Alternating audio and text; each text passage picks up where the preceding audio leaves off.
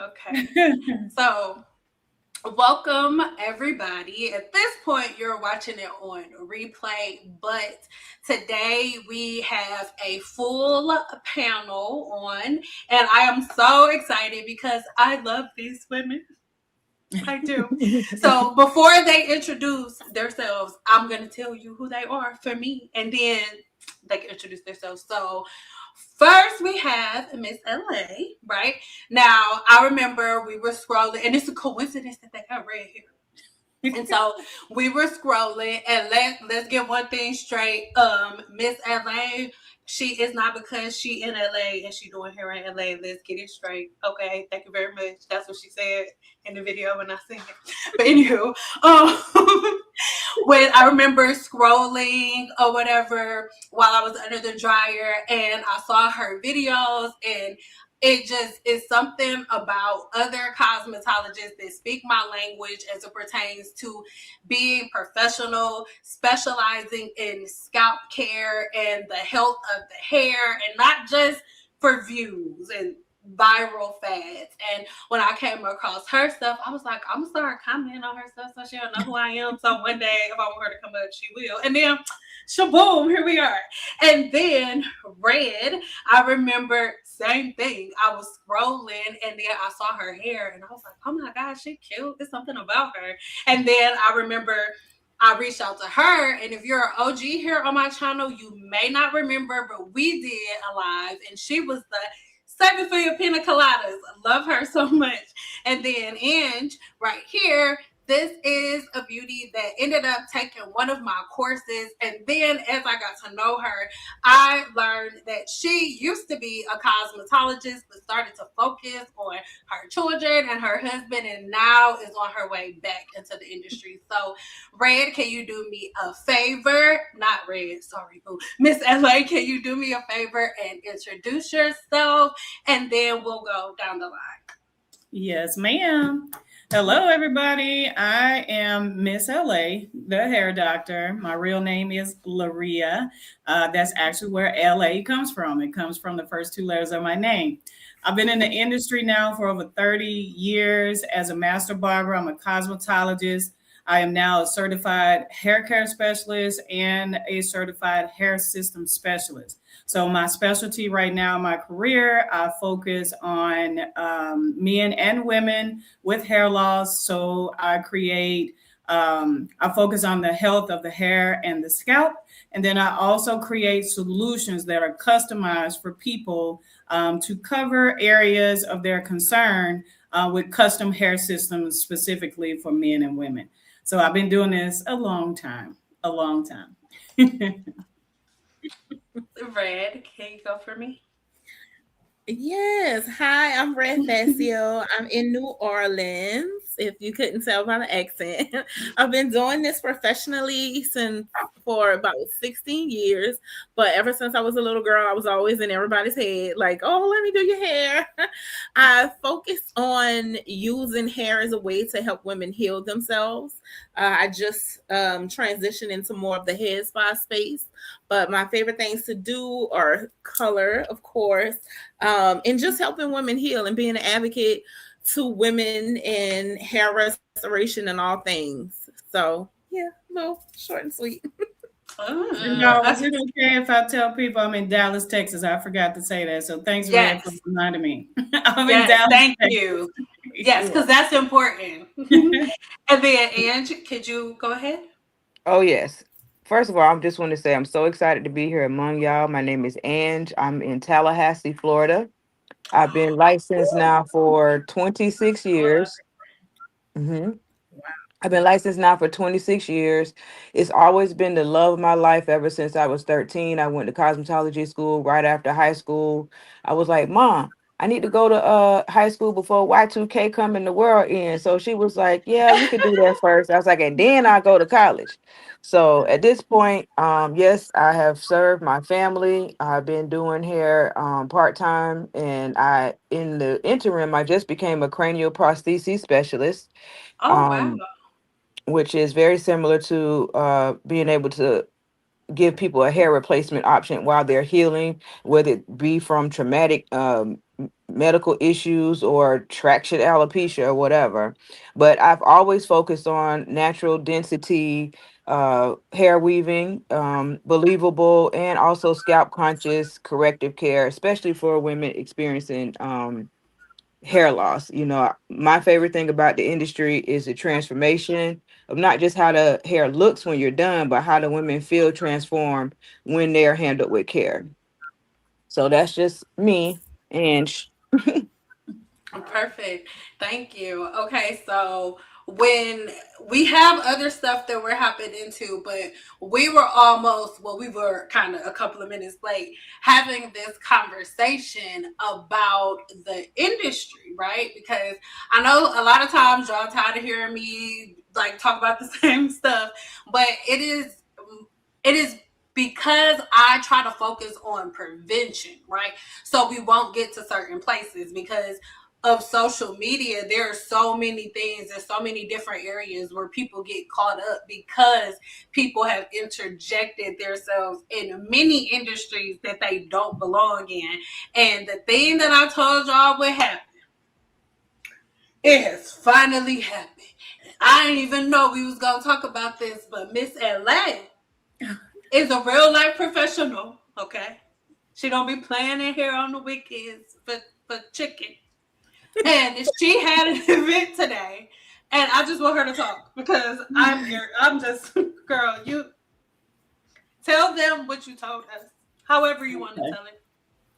Well, we were briefly talking about it's some questions that Sindal, she definitely wanted us to talk about. And one of those questions is what is it that we do not like about the industry? And I was just sharing with them, I'm in Texas, okay, and I just recently went to a board meeting. I was virtual, and in Texas, all states are different, just in case people don't know that. Every state is different. So some states allow things, some states don't. And in Texas, I'm going to talk about what's happening in Texas. So Texas has already taken away instructor licenses. So you guys have a lot of people who are teaching who may not even know what they're doing, but they're allowed here to be a teacher as long as you have so many hours um, well, not so many hours, so many years of being in the industry. Okay. So right now in Texas, what they're also talking about taking away is hours. So a lot of you, if you're out there and you're professionals, if you're a cosmetologist, want to be a barber, or barber to be a cosmetologist, so many hours. So they're looking to do, you guys, which is really blowing me away right now, taking away the practical part of the test. And for you guys who don't know what that means if we have to do a roller set, I'm gonna just go basic on it. They don't want us the student to come out of the school and demonstrate that they know how to do a roller set. They want them to put on paper the answer of how to do the roller set. So they want to take the practical side. If we're doing highlights, color, let's use bleach because a lot of people out there, we do color, y'all getting color. They don't want them to demonstrate that they know how to properly mix the bleach or lightener because y'all call it bleach, we call it lightener. They don't want them to properly mix it. They just want them to write down that they know the steps of how to do it. So if you listen to this, what's happening for me is you just tell anybody if you can study great, you can get a license. Because like anybody who has, like I'm a barber too, so I'm just trying to picture in my mind somebody doing a fade, but you don't know how to use clippers or a blade to line it up. But as long as I can read how to do it, I could be a barber. Go in there slicing and dicing people up, and I don't know what I'm doing. Scissors too, shears. Y'all call them scissors. We call them shears. Y'all out there, you can write down how to cut hair in a 45 degree, 90 degree, 180. But when you get on a person's head, you absolutely don't know what you're doing. So this is what they're looking to do in Texas. And there's a whole lot more. I could probably keep going, but it was so many more that they want to do that a lot of states have already done. And I don't know in you guys' states, Red and Sindal, have they taken away the natural hairstylists? You remember how natural hair, I know, I think Anne's been on here, probably she's been in the industry as long as me. And you remember back in the day, you to be a braider or anything, you had to go to school for so many hours before Mhm. you could start braiding hair. And I know here in Texas, you don't have to have a license to do hair. So a lot of you guys who are probably listening, y'all are going to these people thinking they're professionals and they're not. So they just want to completely now take our industry out, and we're not professionals. Mhm. That's what we were talking about. And that's one thing that I really do not like about the industry.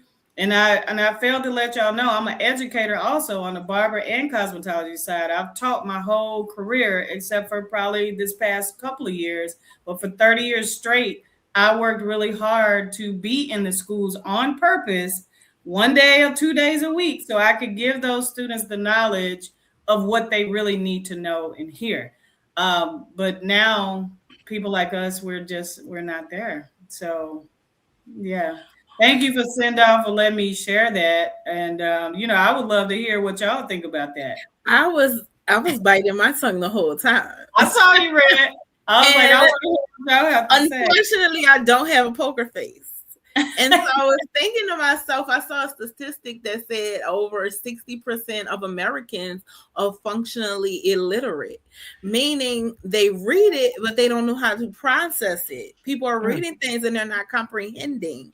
So, and I think people don't understand how important it is to know the steps, especially when it comes to chemistry and putting these type of things on the scalp. They because they're on YouTube, they're seeing things on social media. A lot of these girls, they only know how to they call themselves colorists, but they only know how to color 613 wigs. They don't know how to do color correction. And color is my jam. It's a lot of studying. But then we come into the way of chemical burns. You're using these lighteners on people's scalp, and then you all of a sudden you'll have third-degree burns. But because there's no licensing, there's no further education, and you're just going from a shortened social media clip because everybody's attention span is that of what, a gerbil. 30 seconds. Yes. So you're gonna trust somebody who just Mhm. read maybe a flyer and memorized something right. to handle these potentially dangerous chemicals on your scalp? I just want it to make sense. It's not making sense, It doesn't and make I don't sense. like it. I don't At like it. all. I That hate it. for me, I remember I don't know how it was for y'all in cosmetology school, but I remember being in the classroom and thinking, girl, I just knew something because I had read it a whole bunch of Mhm. times. And I got super excited. It was when we had did double process hair color, and I was like, "Oh, I want to make my hair blonde," and I wanted it like an ashy blonde. But you know what happens when all you do is read? You don't have experience. So I put the lightener in my hair, and you know how we have to let it sit because it goes levels, and at one point is orange. Well, all I had did was read, so I didn't know that if I would have left it on a little longer, it wouldn't have been orange no more. But I just panicked and I washed it out, so I was looking like Carrot Top because all I'm I sure you did, do. I was cute, but that's not what I was going for. You know what I'm Okay, saying? yes. But that's because all I did was read. And Mhm. I don't know if the three of you could vouch for this, but I remember when I first got my license, the sin I was when I got my license, like year 1 and 2 and 3, is a completely different sin from today. I constantly Oh look back yes. at stuff when I first started, and I was like, "Girlie, you thought you was the bee's knees." Oh my god, so cringe. What was you gonna Well, say, Ange? and not to interrupt, I was No, you. humbled entering cosmetology school because I'm one of those nerds that feel like if I read it and I learn it, then I should be able to do it.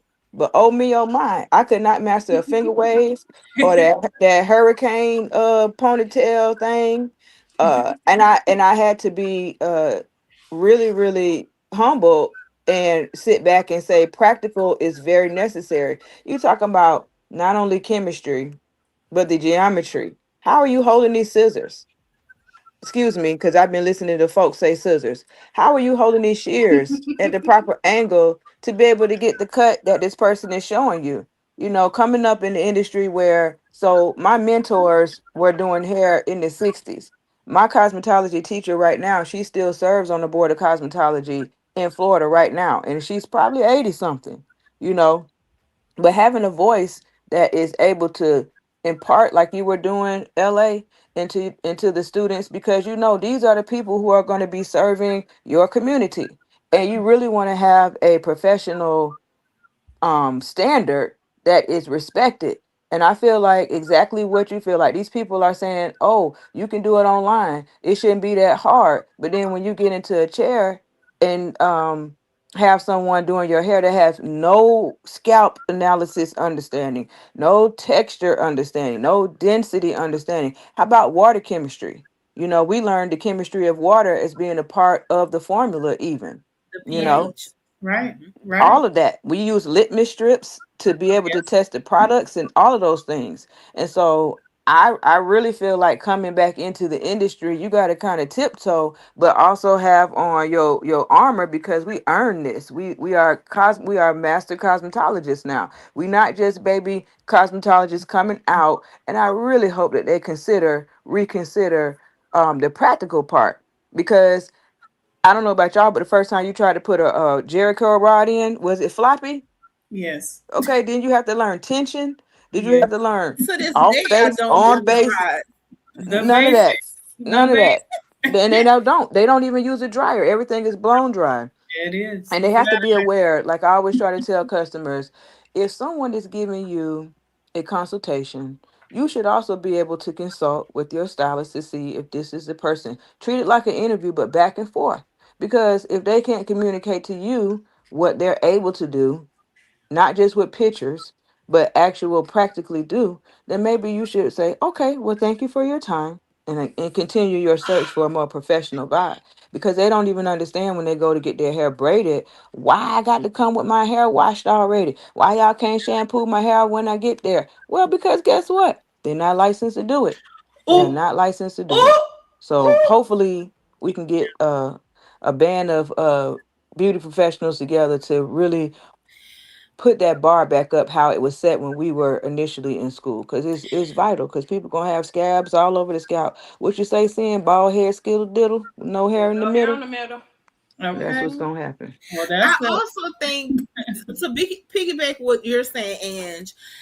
I think people are so caught up with all this virtual information and these classes and stuff like that. I'm to the point I mean, a virtual class, yes, for certain things, but certain things you need somebody looking over you to make sure you're doing it correctly. And if you're just going off virtual learning, and I'm not knocking it because it's a time and a place for it, but some of these things you need somebody over you to make sure you're holding your hand correctly, because what you're seeing and then you're trying to emulate, somebody looking over you, the master or the teacher can look and say one little tweak, and then you can do it correctly. Also, if you're Yes. doing it virtually, everybody's head isn't the same. Everybody's texture isn't the same. I have people that come up to me and be like, "What's my hair type?" I don't know. I don't subscribe to it because y'all might have similar curls, but do y'all have similar lifestyles? Oh What's your Lord. diet? It's so much in social media. Yes, it's a beautiful thing, but also it's a monster, and it Yes, ma'am. didn't take the wheel because I don't want to get on my soapbox, but But no, I want you to, because in a way, when you think about it, for what I talk about these things all the time, but when it's just one cosmetologist saying it, it looks like I'll get things like, "Oh, you just mad that YouTubers taking your money," or "Oh, you're just mad that this," and I don't know how it is for y'all, But but Sid, how many of these hair bloggers are now going to school to girl, do the hair? hey, They base their platform off you don't need a gonna hairstylist. I was Now gonna they're a walk my way hairstylist. into this, but when you think about it, the women who started, and I'm gonna go nameless because y'all know I can go, and it's early. We just ate breakfast. This is breakfast, right? But when you think about it, all of the ones who started all of the stuff that we've been fighting against for decades, they've all went to cosmetology school. And what is insane to me, some of these same women that would make these videos, right? They would come to me and I would fix their hair and we would sign, I'm not gonna lie, we would sign NDAs, right? Mhm. So because I was on YouTube, they would be like, hey, can you sign this so that nobody will know that you're the one who did my hair? Do y'all know how many YouTubers they did a silk press on their hair? And it's nothing to show. Like both of us, all of us are creators.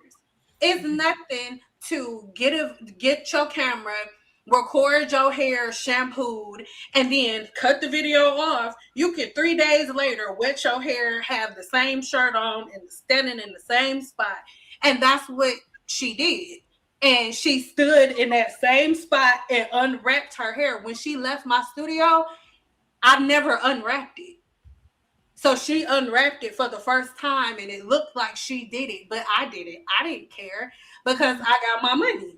It is what it is because, and this, I'm just being honest, because I've been making these videos trying to warn women and trying to prevent women from being where they are right now for a really long time. And back then at this time, that's why I was doing it, because the girls that y'all listen to, y'all think that their hair is growing and that their ends look good because of what they've been doing the whole time.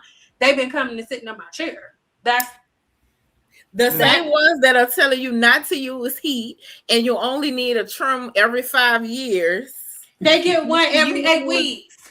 Right. Goat milk from the Caucasus Mountains.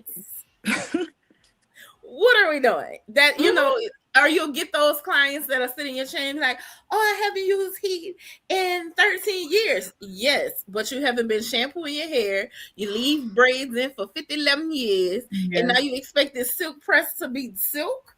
Yeah. Yeah. I mean, Red, we could go a long time on that, guy. You know, if you're dealing with people with hair loss, I'm dealing with people with hair loss every day. Yeah, let's unpack this. Unrealistic expectations.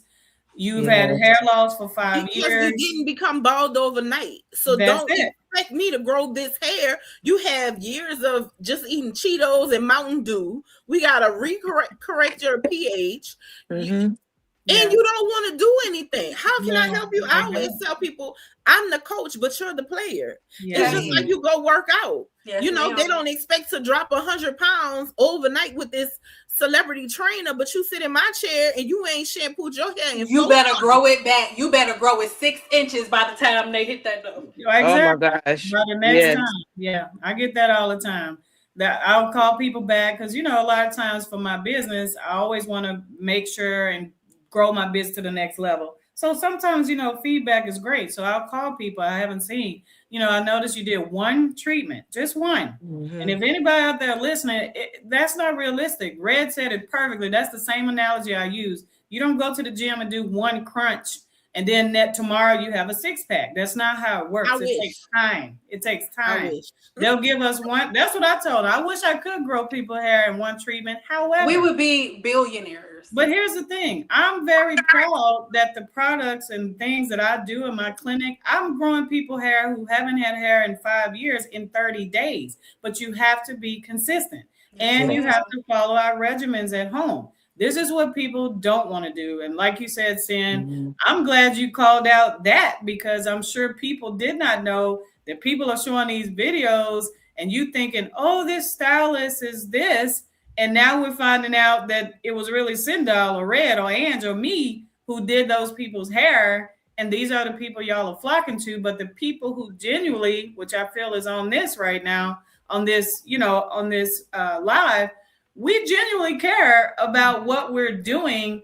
And you won't give us probably the time of the day or you want to question our price points because that's another one. I'm sure we're going to get into that one next. Yeah, we're going to get into that one next. But I'm glad, Sindal, you brought that out because I didn't even know that was happening. But social media has played a part, I feel, with our business. I've wanted to quit, and I know it's been 26 for you. I've been wanting to quit probably, like you said, Red, 50, 11 times. I ain't gonna lie. I've been Oh years, yes. I'm quitting. I'm in tears about it, but it's like God keeps pushing me and telling me to keep going. And I keep trying to revamp, redo. But I've made a decision. I'm going to follow God's vision. It's what it is. You know what I mean? You either want help or you don't. But anybody who listening, please know one treatment. And here's the thing. Can I go here? This is probably Yes, go. We already talked about this. Just going to touch some toes right here. I think it was Red say you going more head spa. So are we in our business. And you probably are too, since you're doing the cranial prosthesis, because I do the same thing. However, this is what I've noticed, y'all. I don't know if y'all do this research, but I've gone into some head spas pages and I'm looking at the ones and the price points that you guys are paying out there with no style, because these people can't do y'all's hair and y'all know it. No style, no nothing. I just saw a page today about $255, $300 for head spas, and we're charging like $100, and y'all are telling us we're too expensive, but you still want finger waves, silk press, blah blah blah blah blah afterwards, right? But you don't have that smoke, Miss LA, for these frontals.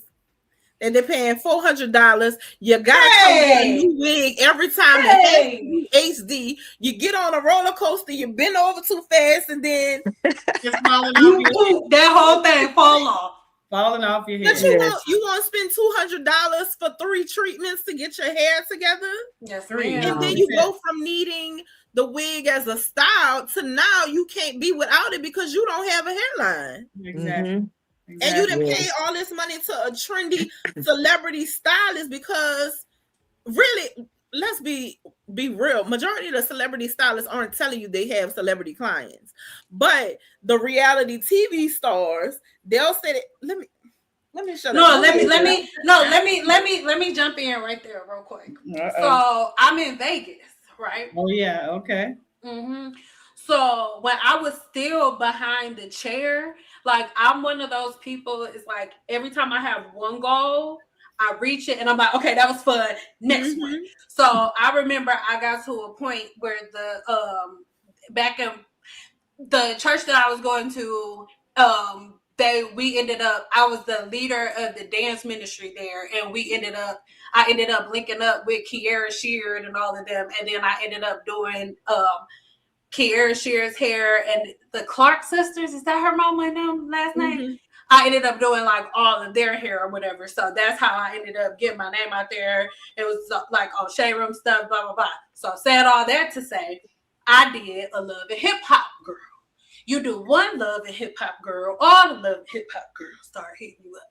And people are under the impression that when you do celebrities, you make money. Girl, bye. They want you to do their hair for post, right? I don't do that. So a lot of them I didn't do. However, right? There were times where you go, right? And I would have these celebrities that would come in and they get those lace fronts. Women have been living their lives to model celebrities, not understanding lace fronts are for theatrics. Like in real life, when you saw the example I like to use is Demi Moore, right? In G.I. Jane or G.I., whatever the heck the movie is. So remember how she went from skin bald to having hair? Do people really think that they shaved her bald and then her hair grew 30 inches through the course of them recording the video? No. It was the same type of things that they use for lace wigs. The difference is they take it off at night. Y'all want to leave it on for the rest of y'all life. Y'all wear it every single day. And so my issue was Sin. What, boo? Please, because I love how you say things so scientifically. Could you let them know that is not a wig tan line, that's actually those brand new naked follicles. What is happening is with that line, they think it's a tan. I've been wearing wigs since I was 18. She did it. She the one who made me go here. I wasn't gonna go here. She Please go there because they have so that line and they say it's a tan. It's not. It's not. You and should not have that discoloration. Please all of us are OGs, okay? Please No, nobody's a rookie here.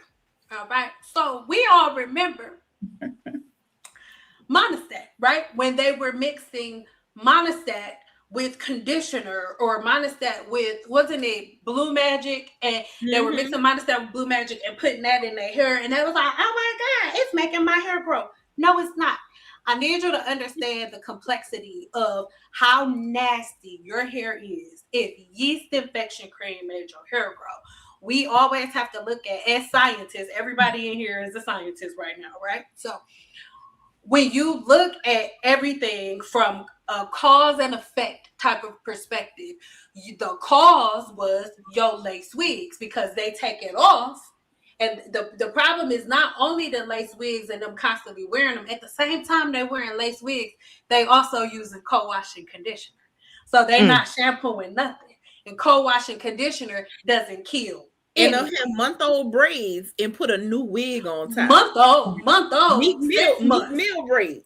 Yeah, them braids, 4 or 5 month old braids. Yeah, 4. And then they spray apple cider vinegar or rice water in it. It's making it better. Okay. So you do that, and then what happens is Malassezia yeast, right? It keeps building, and these things colonize. The same way that if you have a bowl of yogurt and it just gets one little piece of mold on it, by the end of the week, those mold spores are going to grow because it's alive. Like our body is a city. These scientists all know that. Like there are millions and billions of things working just for you to breathe, for you to be able to hear me, and all of the things. So when you are adding oils and butters and greases to the scalp and not washing it and then putting a wig on top of it, like housing in the moisture, which is what the perfect environment for, oh my God, what guys? Yeast. Mold and yeast. And bacteria. mold. So it just, yes. So it just keeps growing and growing. You know how I got people to stop co-washing because they're like, oh, co-washing. And I asked them, I said, would you take a shower with lotion? Ooh. And then they just seemed so. They were like, no. I said, that's what you're doing with your hair, girl. Yeah. You know, I say, do you co-wash your ass? I bet you co-wash your ass. They just like, I never thought of that like that. That is horrible. I like that, Red. I'm about to use that one. Yeah. A lot of times, like, I'll use Sin because I love the way she breaks down scientific, but I'm an old soul. I grew up with my grandparents, so I like to say things that people will stick in their head because we can say the science till we're blue in the face. Yes. But if I tell you taking a shower with lotion, it's the same thing. It really is. It's literally the same thing. It ain't cleaning nothing. And so, changing how, dirty hair grows. And it's like, baby, you're not a plant. Right. First of all, I've never heard that. I've never heard that in my life. I was like, what? You didn't hear what? Hair grows? I've never heard that. I know that's a myth out there, but I was like, who believes that crap? Like everybody. Young people, old people alike. I was what like, did you say? They call it growing dandruff, and that's what we grew up hearing. I hate it. It's waxy, flaky gunk, and sometimes they will come and say, I haven't washed my hair because when I don't wash it, it grows. And it's almost like if you're a young woman and you may not have had interruption of diet or hormonal changes yet, your hair may still be growing with that 1/4 to a 1/2 inch a month. So you will still see some growth, but let's be clear, it could be doing a whole lot better if you wash. Do you, like I always tell them, I say, well, you shower and you wash your face every day, but you skip your entire scalp for a month or two. And they're looking like, wow, just like you say, do you bathe in lotion? No. But do you neglect your scalp? It's a part of your body as well. Well, why is the other race's hair so long? It's like, well, yours could be as well. We worried about us. Exactly. But my cosmetology teacher always told us that hair is hair and the human body is the human body. And so when you're addressing or approaching these things, you have to look at it like, well, what am I not doing that they are doing? Well, they shampooing their hair more frequently. It might not be daily, but you can give it, You can give yourself maybe twice a week. But what happens is we don't want to deal with our natural crown. It takes too much time. But Mhm. guess what? It's just that a crown. It deserves polishing and care and proper maintenance. And yes, it does take time. Yeah. I That's love the that you question. said That's that. the question, Ange. That's my question for all ladies who listening right now. When did women stop being the queens that we are and neglecting? Because I always talk about the crown too, Ange. I always talk about you need to protect this crown. When did women get to this place? Like you said, Ange said it perfect. We washing our face. I watch y'all's nails when y'all come in. Y'all toes are perfectly done. Gucci bags, Louis Vuitton, y'all are all the way put together. And then you will not shampoo your hair. I don't know when this happened because I'm old school. 30 years ago, women were coming to the shops every week. They could not go to church without their hair being done. So my question is, when did women, and I hate to say black women, but I'm gonna go there because that's who we mainly deal with. Yes, and When let's when talk to did us. when did black women get to a point? I'm gonna say this, and y'all not gonna like it, but get lazy Lazy. Say it loud. where the scalp Lazy. is unimportant. We can perfect makeup. Y'all got lashes. Y'all got your eyebrows did. Okay, we don't say it. You got it did. You Come got on. you going to Chin Lee them, getting your nails done, getting cussed out in their language. Okay. But then you will not come or go home. We got products we sell. You can shampoo your hair yourself at home. But y'all are wearing braids under wigs, like you said, Red, 4, 5, 50, 11 years, because that's what it is. But then y'all want to pay us $5 to clean this mess, detangle this crap. I can When, call a year out. right, I'm gonna call a year out. when 1997. they When started, that when they were, when that first quick weave came out, where we gelled it down in that ponytail and we glued that hair on top of it. but Ange, let Right? me tell you what. Let me, you know what's crazy about then? A client brought this to our attention. Why is it? This is for all the people too. I'm not, pro relaxer or against whatever. But why is it that back in the day we did quick weaves? We didn't do all this liquid cap, all this Oh, crap I know what they you're doing. about to say. Brown gel. That's Mm-hmm. it. That's it. No hair came out. No Okay. hair came out now. We used to do relaxers and box braids. Hair never came out. Never. Everybody natural now, and all y'all hair came out. All So of it. Not what is cut you off. Can you talk about the Marcel irons that we Oh didn't yeah. even have a temperature control on, but nobody had heat damage? nobody had? And Nobody had. I still got my stove today. Okay, I from used Me I too. used mine yesterday. from school. Look, well, actually, take that back. I had mine 29 years, and it just went out. Mm. Okay, 29 from school. And you're right, no temperature control, no levels. And you're right, we never had burnout hair, burnt fried ends, nothing. So Never. how is it? Well, we know the answer to that, professionals. We probably know. Y'all came more often. You cared about Yes. the crown more. Right. Now we're to a place you beautiful everywhere else except for the scalp and the hair. I don't Yes, understand. ma'am. I'm not Because you against the can hide it. I'm not against the wig. I'm not against cranial prosthesis because this is part of my business. Yes, ma'am. However, I'm like you saying, take it off. If it's supposed to come off, take it off or Yeah. come back in the time frames that we asked you to come. I understand y'all spending a lot of money, but I need y'all to know as a person who works with hair loss people every day, y'all are spending more money by not shampooing your hair and Oh, scalp. yes. Mm-hmm. You're I also causing your think own infections. a lot of the vlogs and social media made it seem like it's supposed to be a whole wash day. It shouldn't Yes, take ma'am. 4 or 5 hours to do your hair. Wow. No. Right. And it's because honestly, I tell them you're using too many products. Oh You're my God. over, you're Oh my over, God. Oh, you're overstimulated. Yeah. 3 products, maybe. I did a class where I showed someone that they can get their curls to pop with just 3 products. That's all you need. girl. Oh my You God. don't need to go milk a flaxseed plant, and but it's overcomplicated. It's overcomplicated. It It's should because they maybe watching too much social take media. Too I much. agree. 2 hours, There. maybe 4 hours if your hair is like super thick and down your back, maybe. Mm-hmm. But Mm-hmm.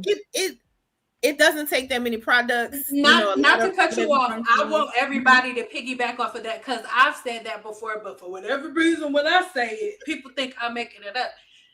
It's our business, right? So, and we have booth rent to pay at the end of the week. So we're not taking 4 or 5 hours on one person. So Mm-mm. a shampoo, yes, we take the time to make sure we get the scalp clean. But can all of you do me a favor and let me know how long? I need two time frames. Oh, how long does it take you in the salon to shampoo somebody's hair?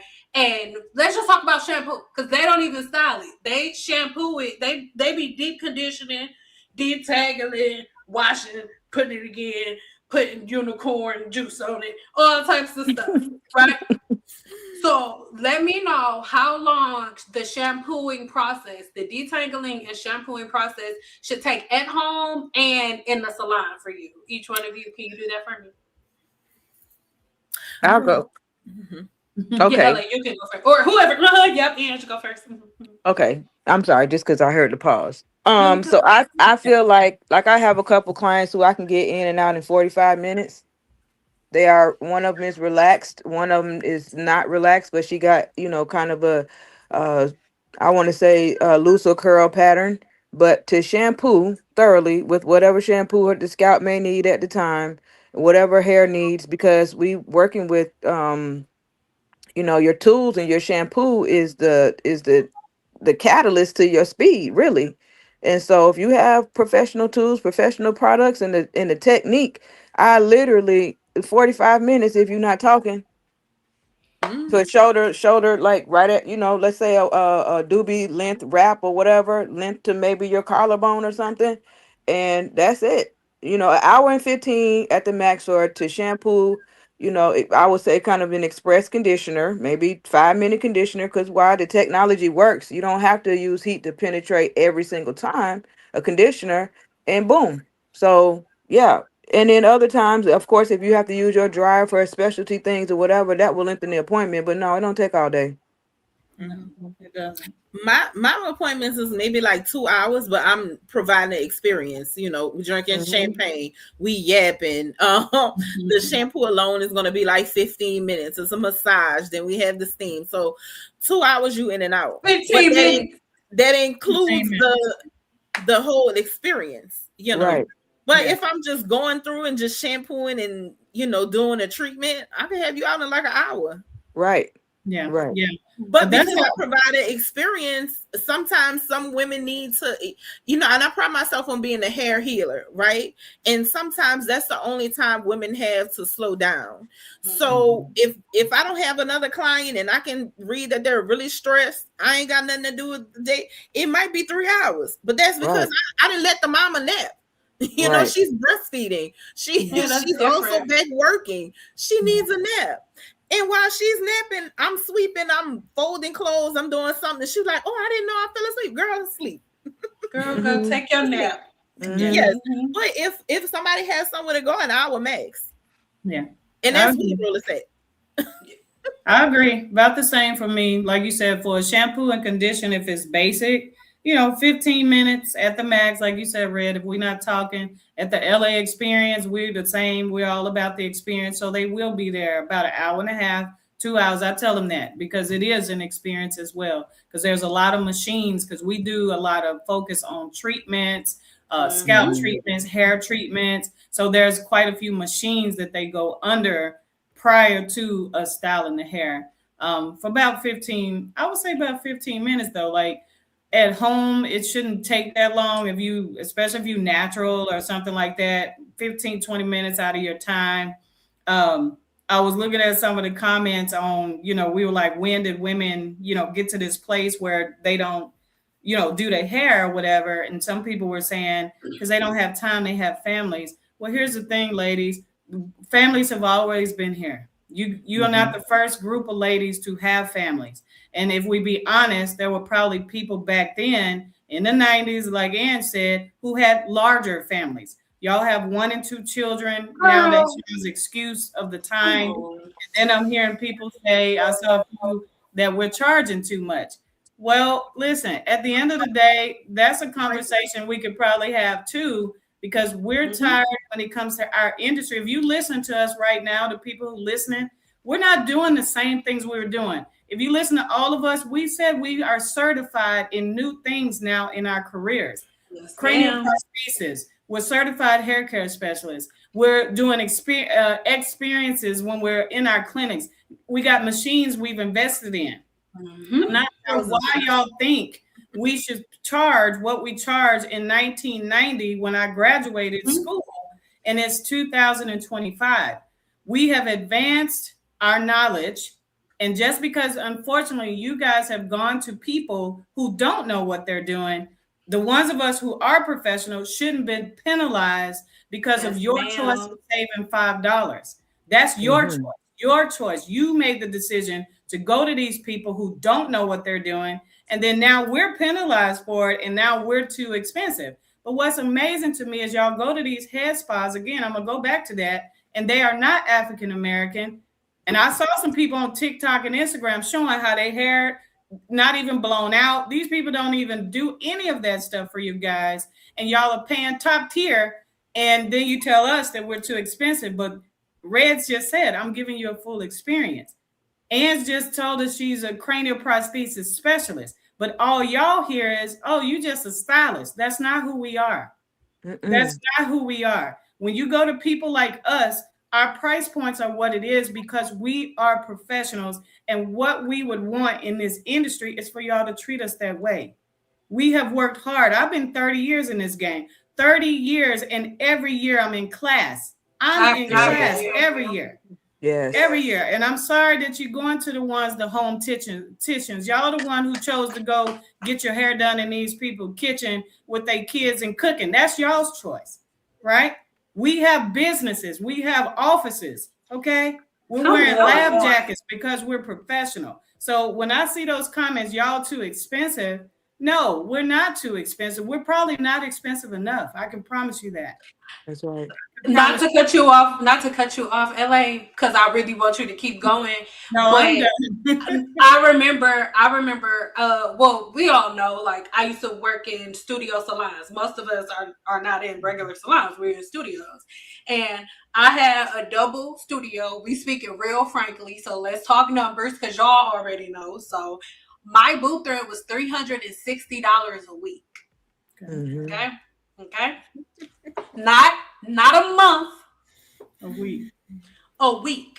So Yes. if you multiply $360 times 4, that's more money than most people that are listening to me pay in rent. Mm-hmm. And I That's still right. had rent. And mind you, that money doesn't include the shampoo, the products, the color, the all of the things. I still have to purchase all of that stuff. That has nothing to do with nothing.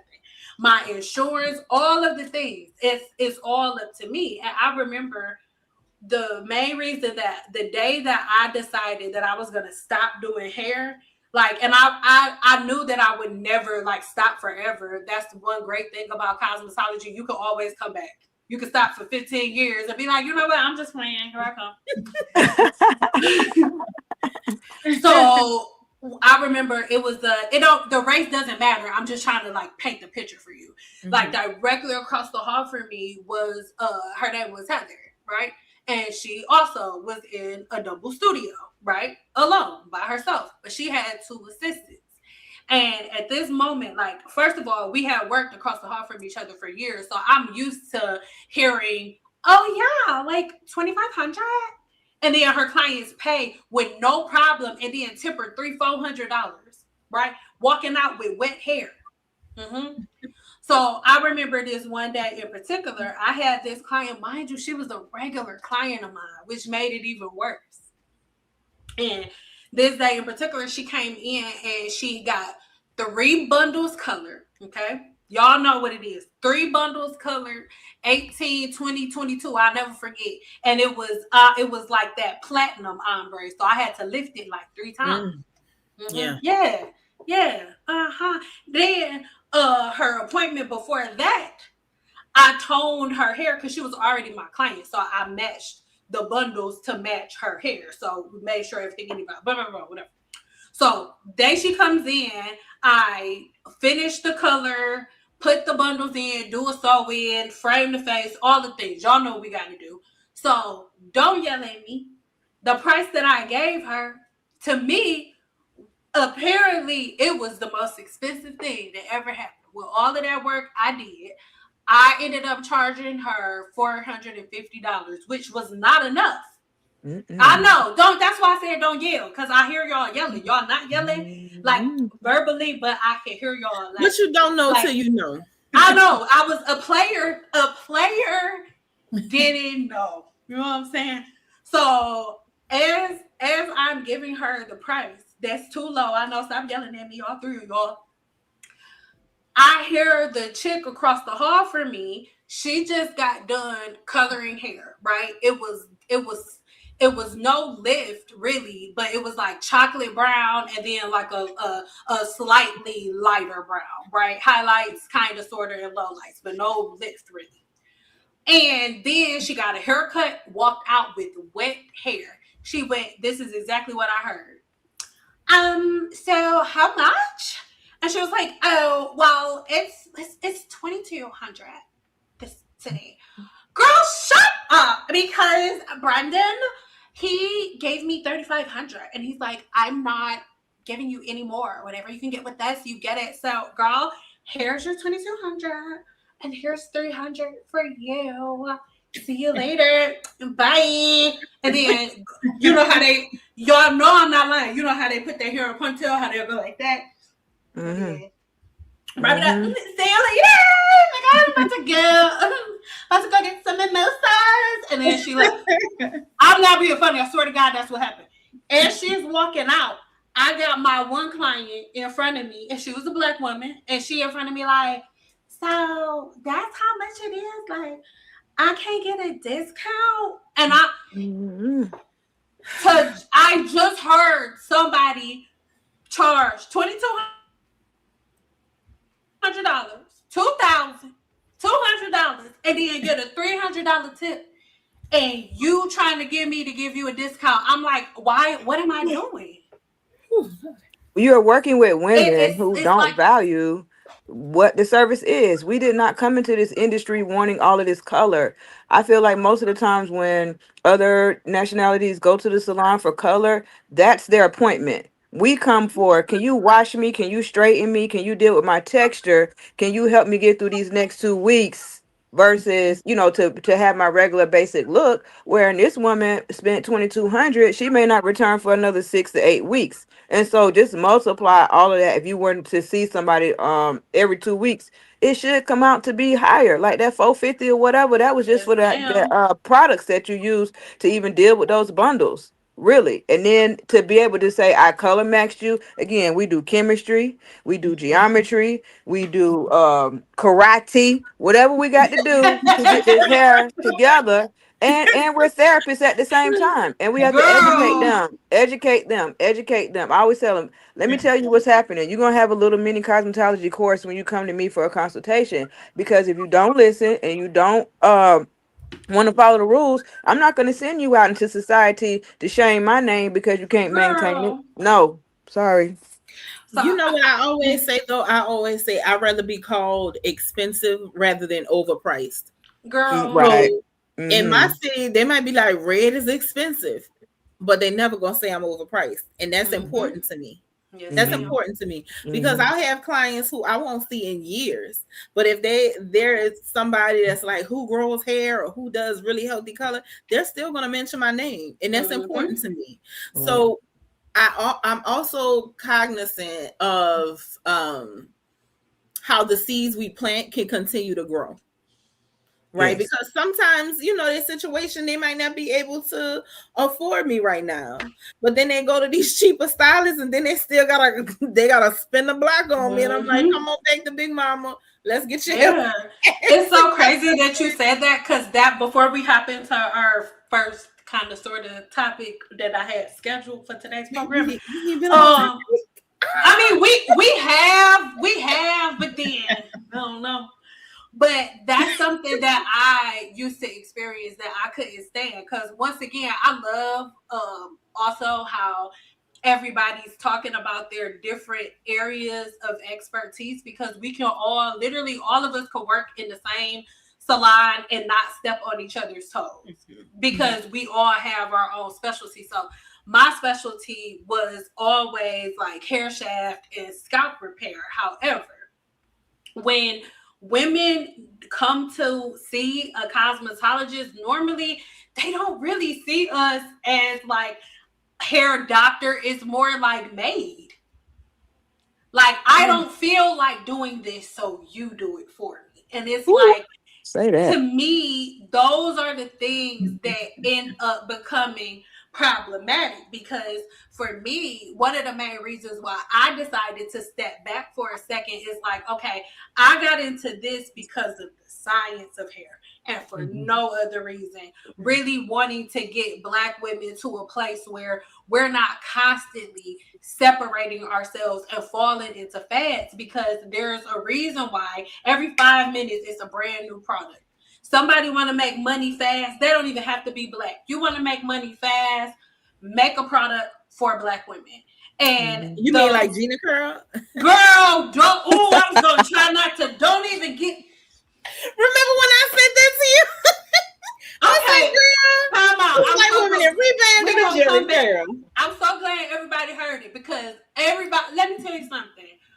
Red is the one who sent me Gina Curl video in the first place. Red, I had so many people, little bald head granddaughters, attacking me because of that. Now, especially you, Miss LA and Ange, because y'all have been in this industry for a long time. Like, I'm 35, and you've been doing hair for 30 years, Miss LA. It doesn't look like it could be like that, because Black don't crack. But I'm just saying, I need everybody to understand that I'm 35. She's been doing hair for 35 years. So I remember my mom used to do Wave Nouveau on my father's hair.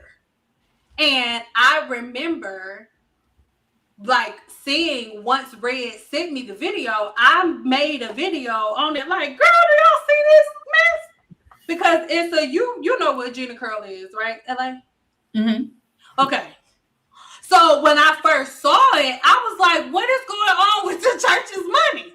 And then when I said something about it, nothing but Black women attacked me. And I remember after I made the video, she sent me a DM and was like, your people love me.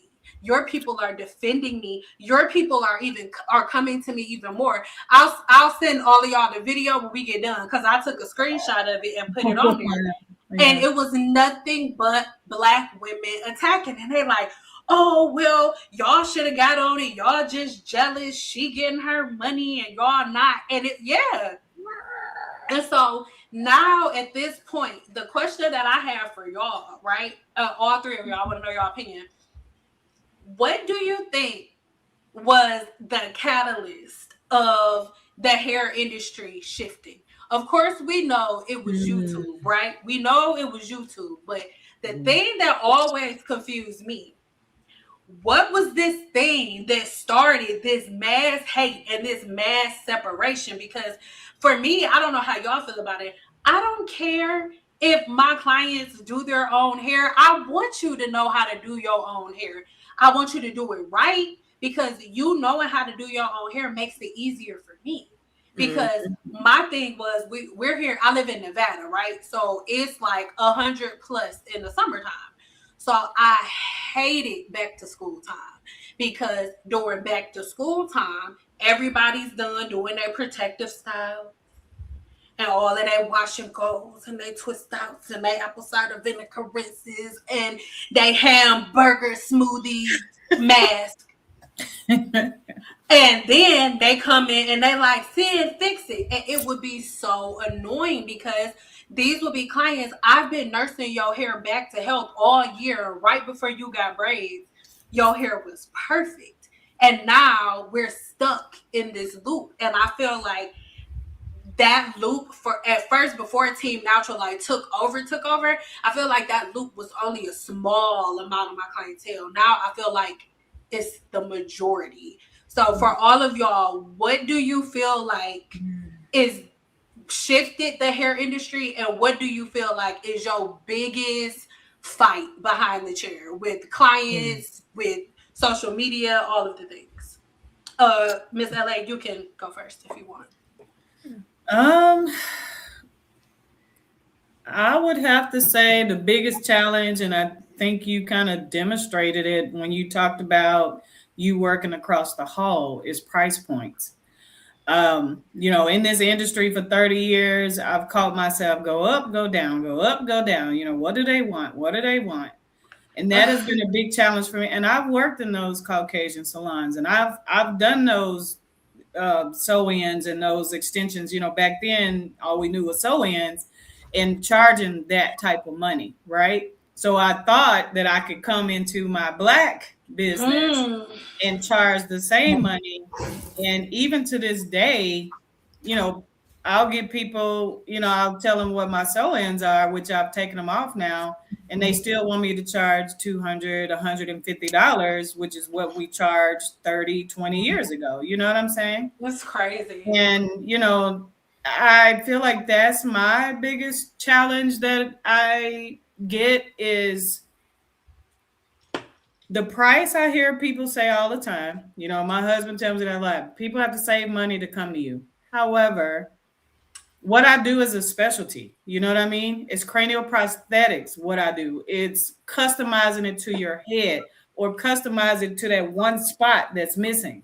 So you can't go in the store and find that piece that is going to fill in this area. You can't go into the store if you got the whole mohawk section missing, and then now I have to customize it and perfectly fit it in there. So I feel like that's my challenge when it comes to our business as Black stylists, is we're constantly having to defend our expertise. And I don't feel like it's fair that we have to. You know what I mean? We've worked really, really hard to get to this place. So I personally feel like that's a challenge that I personally am dealing with. Price point, because I'm not budging now at this point. I finally know who I am in the industry, and I feel like that's where we have to get to. Once you know who you are and your purpose in the industry, we don't flex. However, as you can see in the comments, people still think that we're too expensive. So, yeah, I worked in those salons, Sin, so I know what you're talking about. I was like, how can they do part of what we're doing? They're not doing roll curls, Betty Boops, they're not doing none of this stuff. Like you said, Ange, you're not just coming in here for the extension. You're coming in here for the extension. Plus, you want me to wrap it. You want me to color it, highlight. You want me to do all these things for $300. But here's the sad part, Sin. On social media, I just saw recently people doing whole sew-ins with bundles, $180. I'm like, they are posting this stuff right now. So it makes it really hard for what we're doing. So that is my challenge. Yeah. You got those $180 people out there that people are flocking to, and we're charging, $800 and above. So they're like, no. And then they come to us to fix it whenever they hear balls from the $180 job. Brad, did you want to go next? I do want to piggyback a little bit off of what Miss LA said. I think there's a stylist for every price point, right? Because nobody goes into bins expecting them to have Kia prices. So don't come to us. Why does my audio keep going out? Don't come to us expect, just pay for what you can afford.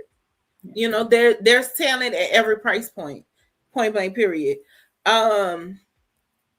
I do think sometimes with the social media and the marketing being so repetitive and in the face, I feel like a lot of the consumers, they get caught up in the marketing of things. Yeah. So I think that a little bit, and then and not to beat down on the vloggers, but I think people see all the steps that the vloggers are doing for content and thinking they have to do that. And so I think a little bit they get a little paralyzed, because if you're seeing it, it seems overwhelming, and then like, oh my god, I need 18 steps to shampoo my hair, and so then they just don't want to deal with it.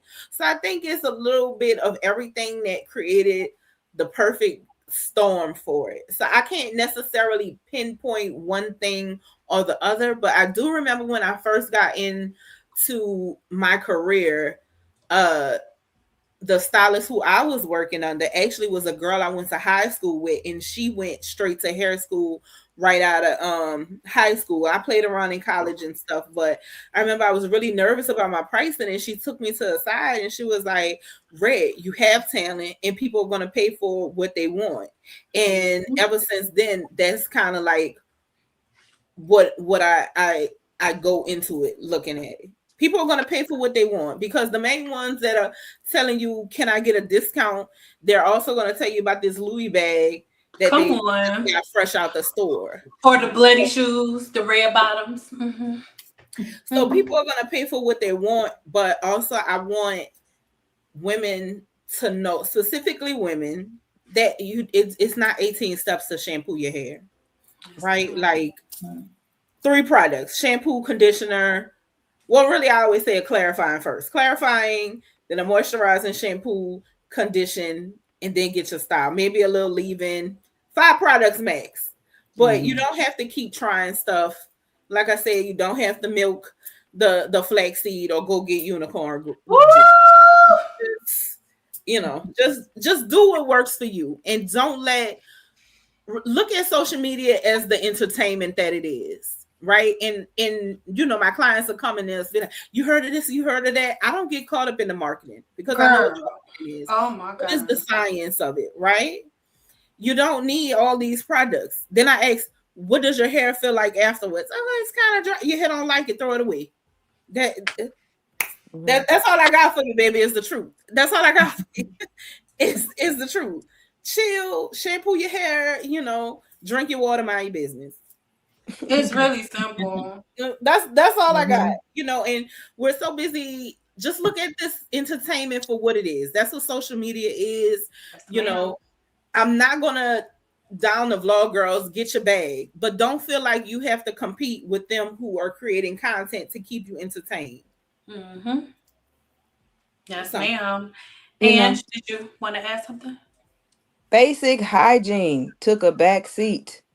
Basic hygiene took a back seat. When you want to be fresh to death, like you said, your clothes and your appearance, your job, how you present yourself to the world, the basic hygiene took a back seat of shampooing your hair and actually caring for it. The competition in the workforce, in the corporate world, things were not acceptable anymore. You had to look a certain way. You could not have, I think they recently did, a couple years back, they did the Crown Act, where you don't have to be ashamed of your natural texture, however you want to wear your hair, whether it was locks or braids or afro or anything like that. But I think we were in a time period where we had to look a certain way to be competitive in the workforce outside of cosmetology. I'm just talking about other women who, may have to be lawyers or, those type of professions where just sitting next to their coworker, they just intimidated by that crown. And we took a back seat to that and put our hygiene to the side to just slap a wig on, put some braids in, something that was going to get you in and out the house real quick. Our families and the children, you wanted to have them doing more activities, and the money just wasn't adding up. So switching from, all right, well, instead of me going to a professional, they classified it as a luxury service when it was just a basic hygiene service. It's a necessity. I'm not saying that our services that we provide are basic, but it's a basic part of your life as a woman. You should be going to a professional to handle your crown, at least to the point where you get your cut and it's even. Why? Because when you get ready to cleanse your hair and scalp, when you style it, it shouldn't be a lopsided bob. It should be, even, and easy. Another I want to address too, that saying was about the timing of when you go and you take care of their hair all year long, and then they enter the summer months, they go get braids or whatever. It's totally done. You know, we know about the chemicals in the braiding hair, even though back in the day we didn't really have that product. But the more we want, the more they produce and the less value and quality products that they put out. So when you want a person to take care of your hair and you calling it, okay, well now I'm entering silk press season. Silk press season to me is the summertime. I mean, really, because you're sweating more. You want to shampoo your hair more. But no, y'all want to go get in the pool, right? Or y'all want to go on vacation. People, let me stop just putting the finger out there like that. When people want to go on vacation, and they want to get in that water and come up out the water like this is their real texture, you are causing your natural hair to suffer. I never still even understand how somebody say, oh, you can get this wig wet. All these braids that you got under here, okay, you're going to go and the hair will be dry, but your scalp is still saturated. Are you going to go upstairs on the ship in the salon that all of them have and sit under the dryer until your hair get dry before dinner? No, you're not gonna do that. You just want to be out there living la vida loca when your hair is Negro low down bottom. No, something. Okay, you can't. You can't live like you want to live. You have to take care of yourself. And when you come on back to our chair, have the respect and the humility that you need to give and say, okay, now this is not my reset appointment. So I feel like what I've been doing is revamping what I call my services.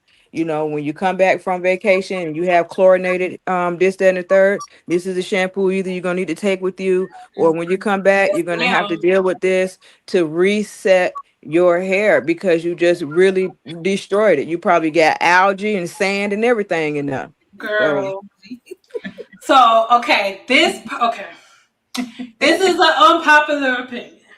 Okay, so I'm not. What's coming next?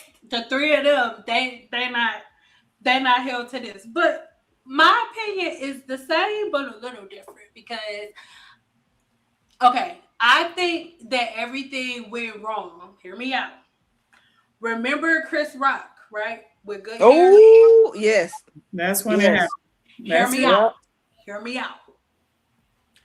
Because prior to that movie, Hmm. Black women had so many different categories that they can fit into inside of the hair salon with no shame. Hear me out. Remember, okay, you would go in the shop and remember when there used to be like the pictures. Sometimes they would have pictures, or the stylist would have like a flip book that you could look through, right? Hmm. And I remember when my mom used to get her hair done every 2 weeks, right? It was based on her patterns and routines, right? Because my mom started sweating in her scalp and she liked to wear a wrap. So instead of her getting a flat iron, because she had to come more frequently, she would give her a roller wrap, right? My mom Mm. got a relaxer because she always sweated her hair. So her being natural, it didn't make sense. Mind you, natural and that, it wasn't a thing.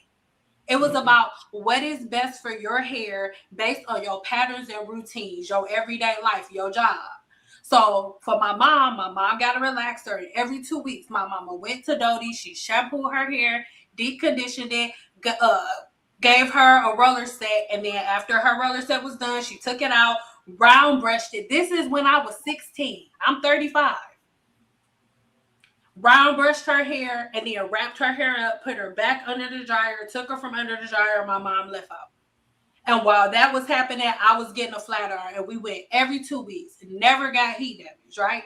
So my thing is, once good hair happened, I believe Black women started to want to put themselves on different levels because in the movie, to me, it was a big embarrassing ritual for Black women. Like it was like, oh, we only wear weaves, and this is how much we spend on this, and it was made to look like, oh, Black women just spend unnecessary money on hair whole time. That was chump change in comparison to how much money they were spending in other salons. That was literally pennies in Right. comparison to. So once that happened, and this is just my opinion, I feel like it just started being layer after layer after layer, like different hair products, product after product. Because before, I remember when my mom used to take me to the salon, all the stylists used the same stuff. Mm. Almost every salon, everybody was using ISO Plus, Remember That Lady that? Velvet. Yes, or design essentials, stuff like that, like care, like it was just the same set of products. It was almost like regardless of what hairstylist you went to, you would recognize their products sitting there.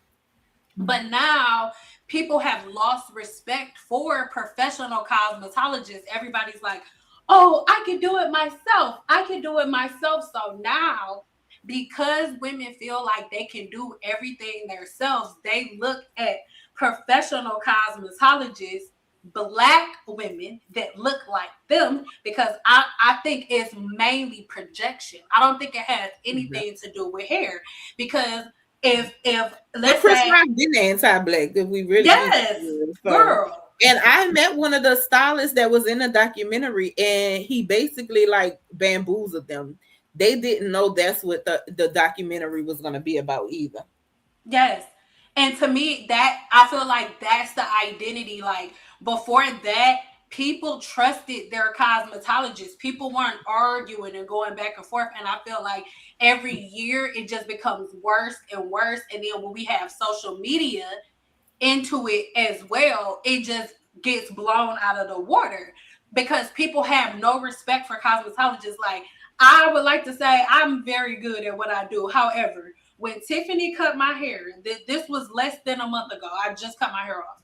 When I went in there, I showed her a picture. I basically I transformed myself into a client. I am no longer a professional when I'm sitting in another cosmetologist chair that I trust.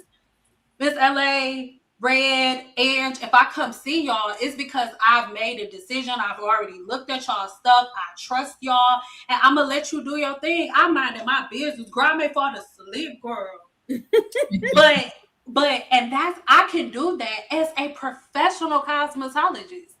But other people cannot do that. And I think this is my last thing, and then I want to hear what you guys think about it. When another black woman sees me, right? For example, let's say I'm the cosmetologist. Let's say Miss LA, you not a Cosmo, you're a client, right? Me and you both have short hair. We both light skin. We both from a certain side of town, right? And for that reason, when you look at me, even though I'm a cosmetologist, even though you know I've been to school, right? It's like, what makes you better than me? You black, I'm black.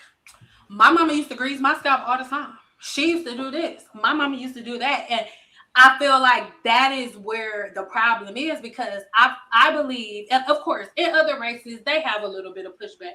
But I've seen it with my own eyes. I've never heard in the salon around other white women. I work around other races, the majority of other races. I've never heard them argue with their stylists. If they trust, if they there and they paying them all that money, they trust them. However, it's almost like we go to school, we're constantly going back to school to re-educate ourselves, but I'm in a job interview with every client that sits in my chair. Why? So I want to know for you guys, what is the thing and what are the moments that, two questions because I want it to feel good and so it don't hurt too bad. What is the thing that makes you say, you know what, I don't know if I want to do this no more? And then after you have those thoughts, what is the thing that pulls you back and makes you stay? Oh, That's a good one. That's good. oh, I know. Go ahead, Red. Sometimes it burns me out is content. Okay. I just want to do the hair. Yes. I don't want to be a hair influencer. Woo, girl. Which is funny because to know me in real life, I have a big personality, but I'm also not really extroverted. Okay. I just have a big personality, if that makes sense.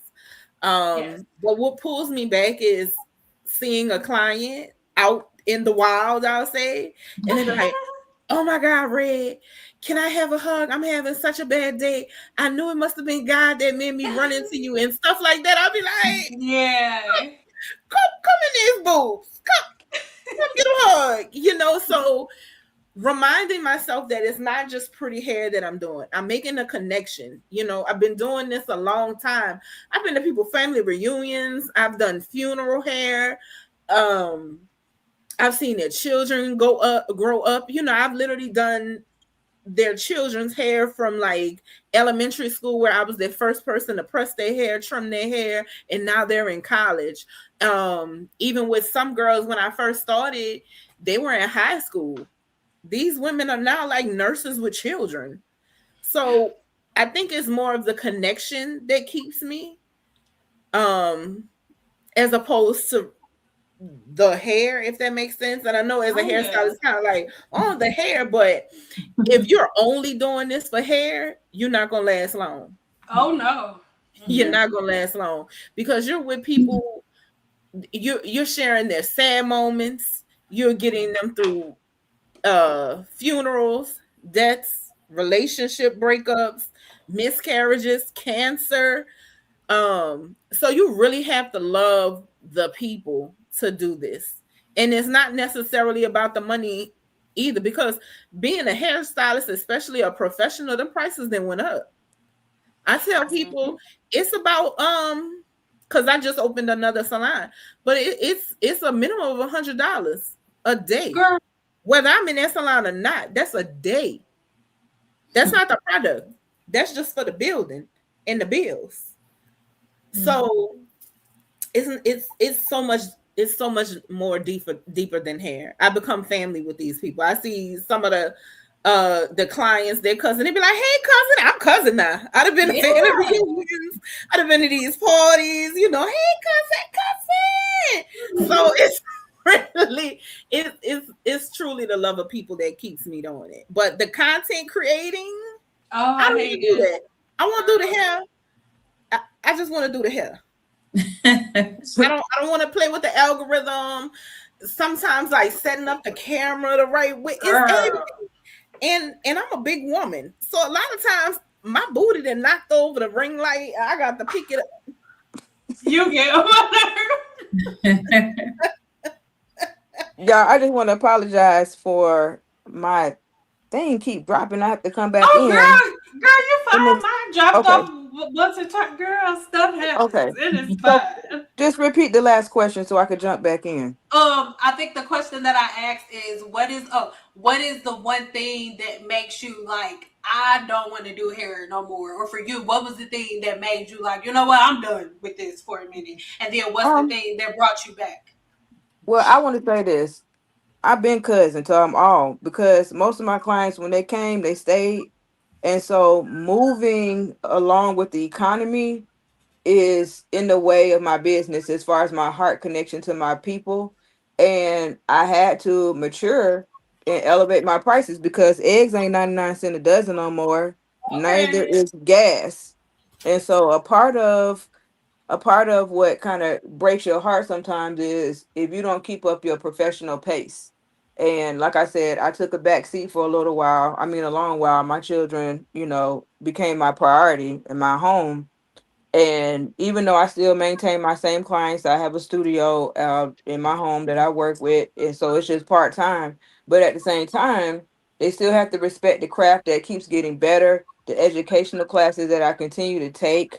We're not doing, some of the same styling that we used to do before, but the science and technique, you know, all of those things are elevating. We didn't have all these other products that, you can do a quick conditioner. You didn't have to put it under the dryer for 30 minutes in order for it to work, depending on the line or the texture that you're dealing with. So I could say that, my love for the transformation definitely keeps me here. It's new people all the time that are, asking about, my legacy clients, their hair, and they are quick to refer them. But I have to also begin them, the new clients, at the rate that is 2025. You know what I mean? And Damn. not have my clients tell them, oh, she this and she that. And it's like, and I'm not, because I don't have to do a consultation with you because I know your head up. This is my head. Your head is my head. But for new clients, they have to know that I got to get an opportunity for them to, for me to know their situation, work with them, and to teach them different. Like you have to know that, like you said earlier, Red. Miss LA. You can't think that because you got one treatment that all is well because you spent this money. You're investing in everything that you're getting, the rent that I gotta pay, the time, my feet, my back, my insurance, and it's not to say me, but any other position, if you're on a job, you're gonna say, what kind of insurance that coverage might they have for me? Yes. What benefit do I get from choosing this job over another one? And so I'll never leave the industry overall because I love it. And I mean, especially now, knowing that I have another sister that loves the science just as much as I do. I love that you know it so deeply, and that's what keeps us being able to be educators and just realigning our queens. Realignment, like, don't go so Yes. far over here. If you want a Gina curl, get you a Jerry curl, Gina curl, Legion curl, whatever, but know that what has changed is the cost of living. So just adjusting your business to align with the times that we're in so that you don't suffer. You're already breaking down physically because you're getting older. You're already breaking down physically because you've been standing, on your feet doing the same, thing for so long. But making sure that they know that whatever services that I give you, I'm giving you the best of the best every single time. And they have to value that, but we have to value ourselves first, top notch. I Agree. love that. And to Agree. me, this kind what I'm gonna say kind of leads into her comment, and which is our next topic that we're jumping into. Because for me, one of the main reasons, and I'll just be honest, one of the main reasons that I decided to step away for a second is because I knew that I wanted to take my business to a certain place, and I couldn't focus because it was so like focused on money and Mm-hmm. prices and comparison. And it's almost, and again, hopefully nobody gets offended by what I'm saying. If you easily offended, girl, get out. You ain't supposed to be over here. So my thing was, imagine this, right? And y'all don't have to imagine it because y'all have been there. But the one story that I told you about constantly feeling and knowing that you're working for way less than your worth and Mm-hmm. feeling bad about it because it is only, and again, please y'all don't get offended.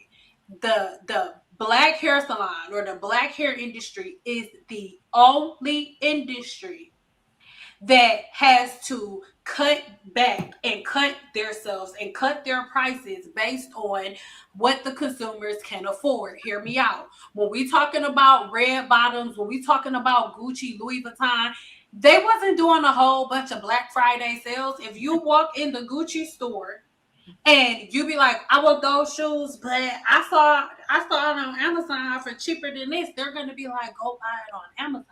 Moreover, they're probably gonna be looking at you like they ready to call the police because why are you even in here? You look like you can't afford this. Mm-hmm. So my issue with it is my issue was it didn't matter how much I further my education in trichology, no matter how many different degrees and certifications I received, I'm still expected to have the same prices that my mama was paying when I was a little girl. You still think that I am supposed to do your hair for $35? Oh, well, our moms could get it. Well, guess what? Our mamas wasn't putting rice nipple juice, flaxseed oil, rice water, pickle juice, uh, uh, Nipple juice. nipple juice, pickle juice too. They was putting pickle juice, apple cider vinegar, putting all types of stuff, cloves, you name it, it's in the hair. They put smoothies in it. Remember everybody following Cardi B? She's a scripper, go Onion. rapper. Avocados, everybody putting What she had? avocados, Onion juice, huh? onion juice, and avocados. She the one who had everybody putting avocados and honey in their hair, right? And it's like when we say, no, we've been to school, don't do that, do this, I'm a hater. Mm-hmm. When a professional cosmetologist brings you something, they're a hater. And for me, I haven't said this publicly yet. Only people on my website know, but surprise. So I'm coming back to the industry, but not really, right? Because it's private. So the way people could book me before, no. Like it's only like based on consultation. And I remember the first day that I brought it back up, one of the members of my site, and I'm not gonna lie, my prices may seem outrageous for some people, but I do not care, because I remember sitting down, my friend that cut my hair, and she's doing her client's hair. Her prices are pretty. She went up on her prices too, but she charged a certain price, right? And let's say this isn't the price, but just giving you an example. She charged for her client, mind you, her and her partner are like right next to each other. Like they're right next to each other. Her partner did literally a couple of different pieces red and a couple of pieces she kept dark like black. So double processed hair color, but not all over. She charged her $700, right? Okay. Yeah. Huh. How did that make your eyebrows feel? Because what if you say that to a black woman, $700, girl? So she said $700. Mind you, the girl couldn't have been no older than 25. You want to know what she said? Okay. All right. Okay. And no, she was not white. Okay. All right. Okay. And then gave her the money, tipped her. She gave her like $800 and some change. My friend, $65. Hey, like, mind you, she did triple the work. Triple the work. $85. It's insanity, right? But then where I present my prices, mind you, and I'm not knocking, I don't mean no disrespect from hairstylists that do other races of hair. I'm just trying to draw a parallel.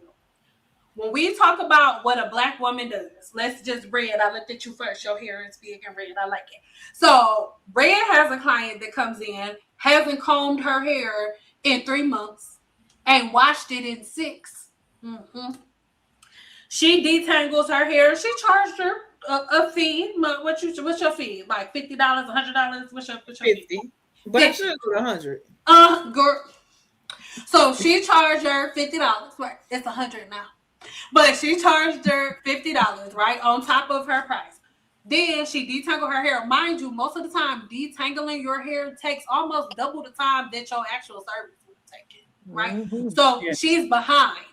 So, you know, all of the stylists, black stylists, they always behind. They be late. You want to know why? Most of the time we're late and we're behind because the client before us came when she felt like It's a it. domino effect. And so did the one before her. So everybody's going to be behind 15, 20 minutes. And it looks like it's my fault because I have to get on the phone and call everybody and move them back. I digress. Sorry. Got triggered. Not even what I'm talking about.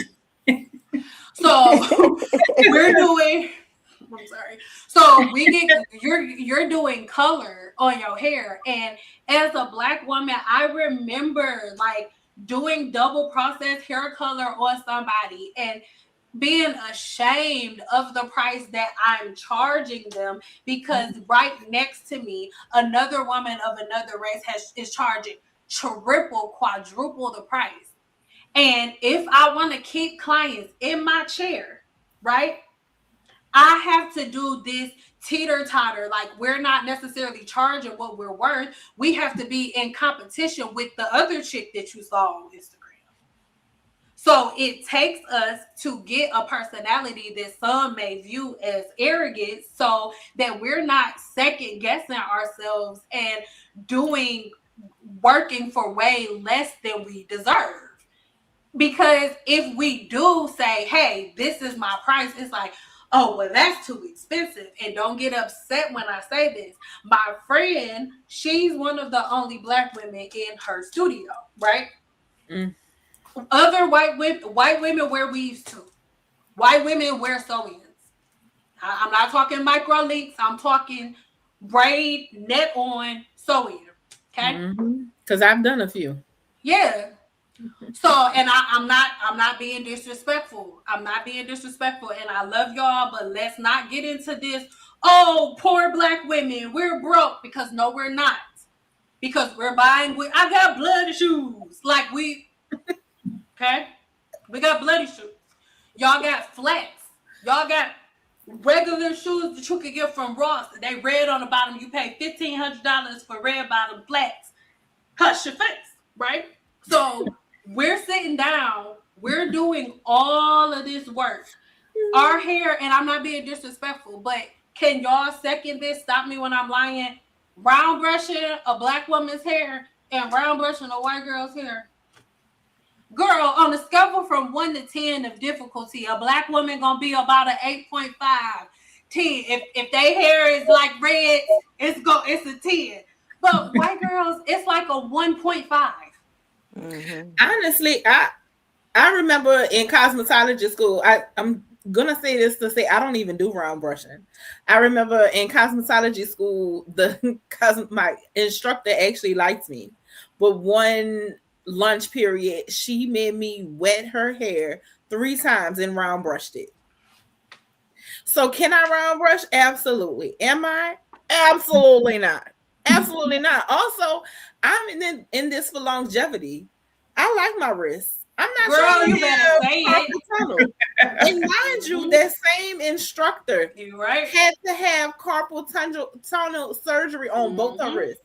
Every week, most people don't know this, but every week I went to go get massages on my hands. I had to in my studio salons. There was a chiropractor that worked there, and he had a massage therapist. Like they had a double studio, and I had to go get weekly massages from using the round brushes, so my hands wouldn't lock up. And I don't think people understand that. That's with so many different things that we do. Like, even if we don't talk about round brushing, if you do weaves, the constant sewing, the tying, all of it. So that's something that I think we should really, really jump into again. Let me know how you guys feel. Y'all can go in whatever order. Maybe Rand, you can start. What is the hardest part about setting your pricing? I'm gonna take it back to cousin. If you could, we a lot of times we do this because if we didn't have to worry about money, we'd do it, right? So somebody who's your friend, sometimes it gets a little like muddy. But I always remind myself they're coming to me because I'm one of the best, not because I'm their friend. Point blank, period. But also, I'm not one of those stylists that like, oh, if it's my friend, they're just going to be waiting, right? It's still business. Business is business and friendship is friendship. Yes. Now, I might give you a little bit more leeway. I might go in on an off day because you're my friend to do your hair. Mm-hmm. But I'm not going to have you waiting. I've been in business so long because I have a code, a certain standard. Yes, I'm going to treat my friends and my clients the same way. They're going to get top-notch service. I always say my plan is to have you so spoiled that everybody you go to after me, even if you you're going to constantly compare, will Red do this? Will Red do that? So my plan is to have you so spoiled that if you sit in somebody else's chair, you're like, Red, don't do it like this. Yes, we go together. Yes. So that's what I tell my clients, we go together now. And that's the thing. So I have clients sending me videos of people like, oh my God, I hate this scalp scratching thing with the comb. And then they're showing you they got all the flakes out, right? But the scalp is screaming, it's inflamed. The scalp be as red as my hair. And it's be like, what we got going on here? So and then they fill it up with oil right after they get to it. So because I am also educating my clients, they be like, Red, this ain't right. This ain't right. And I'll be like, sure not. That's not right. Yeah, don't do that. Da, da, da, da, da. So I think that's the hardest thing for me sometimes with my pricing. But also I do a lot of check-ins. And this might sound arrogant, and I don't care because I'm talking to my sensei. I can say it. If I see somebody and I like their work, or even sometimes if I don't like their work, I go to their link. I'll see their pricing. And sometimes some people who work I don't like, my price should not be the same as theirs. So I might $2-3. Because you're paying it for them. This person is not on time. They're not licensed. They're doing your hair in the garage. The majority are not licensed. When I have a lay down shampoo bed and I'm doing aromatherapy and serving you champagne, we should not be equal. Exactly. Girl. Agreed. Just something recently happened. One of my old clients, I saw her and I was like, look, girl, if it's the money, I'm going to help you find another stylist, because whoever is doing your hair, I don't like it. I don't like it. You've been fly. You've been fly, and this has not fly of you. This not it. It's not it. And so she told me, she said, Red, I knew you was going to come tell me. So I said, how you knew? She said, because when I walked in the party, you made eye contact and you looked straight at my head. And I said, you can't help it. You cannot help it. And so then when she told me, she was like, actually, you and the guy said have the same price. I said, what? I said, I'm expensive, but he's overpriced. I'm expensive, but baby, he's overpriced. You coming back home. Mm-hmm. You what days you off? It's okay. I'll do that once a month. You could come see me. Because I love her too much. I love her too much. And she's such a fly woman, but I don't know what this man was doing to her hair. He wasn't color match. It was just, I ain't like it. Do you think I'm adding to this question? Mm-hmm. So both Ange and LA, you answer this for me too. Like, do you feel like social media has also made it harder for you to like talk to your clients, for them to like trust you?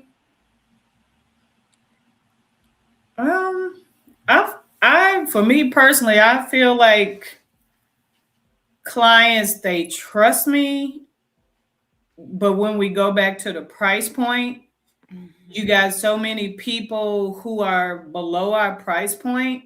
Okay. And the reason I can say this, because I've had clients do that. Hey, I was watching you and somebody else on social media. And when they tell me that, I'm like, Red, I'm going to go into their page. I'm going to go in, what is their price point? Why did they choose them before they chose me, right? And when I look at it, you're right. It's a $5 difference, $20. It's like something really minor that they made that decision. And what I notice is they trust me, but for $5 cheaper, like you said, with social media, I can go over here. But then they end up with us. And, they find out, like Red said, now it's an experience. This person is really knowledgeable. This person is really, they really know what they're doing. So yes, to that question, do I feel social media kind of makes it hard sometimes? Yeah, it does. Because it's always going to be people out there. I mean, I'm like Red too. I've had many people where I'm like, what the heck is this on your head? Like, who did this? Didn't blend it? What the heck? But then when they tell me the price point, you got what you paid for. $300, I know to y'all that's expensive, but compared to what we charge, that is on the low end, right? So $300, you did get what you paid for. Now I have to go in and fix it. But of course, they don't expect a price jump of all the stuff now I have to do to fix it, right? So yeah, social media has been a challenge, but I've made a promise to myself and be firm to myself and committed that I know who I am in this industry. It took me a minute to find out and realize who I really am in this industry. Now that I know who I am, because I'm her now. Because I'm her, these are my prices, is what it is. Ma'am. And I'm standing firm, and because I know what I offer. No disrespect to any other stylists out there, but I'm on all ends. I do every hair type. I do men and women because I'm a barber and a stylist. So I'm not your regular stylist. I'm not her. I'm not that regular person you're used to going to who do lace fronts and that's all they do. No, I do men's fades too. I can razor line his beard also. And I can do this woman with her lace front. So I'm not the other one. I'm her. I'm the other one. So when my price point is what it is, like you said earlier, y'all are paying for our expertise. You're paying for the knowledge that we have and who we are in this industry. There are stylists in this industry, and there are professionals in this industry. And all of us on here just listening to all of what we do, we are professionals that y'all are listening to right now. So I hope that you guys know that. And then how do you know that when you're looking for a person? Ask where their licenses, because most of them don't have them up. You know why? Because they don't have to. They don't have to. So ask them. Do they have a license? Y'all are not asking the right questions. This is what y'all ask. This is a video I just put out. Y'all are asking the wrong question, which is how much is it? That's the Girl. wrong question to ask first. Woo. The But question you need to furthermore, ask, if you you need to come and see a specialist, you're going to pay specialist prices.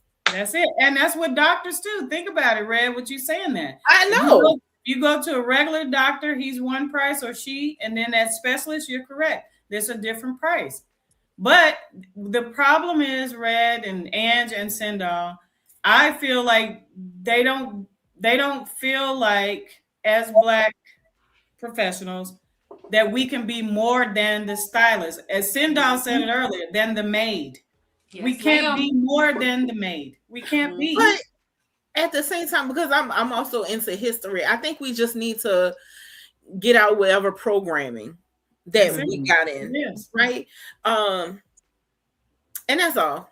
Because that's a whole nother blog. It But is. It is. No, we go unpack that later, but keep they don't understand how a lot of the things that they're saying, like with that, oh, that's why I don't support black businesses and all that other kind of stuff, that's rooted in white supremacy.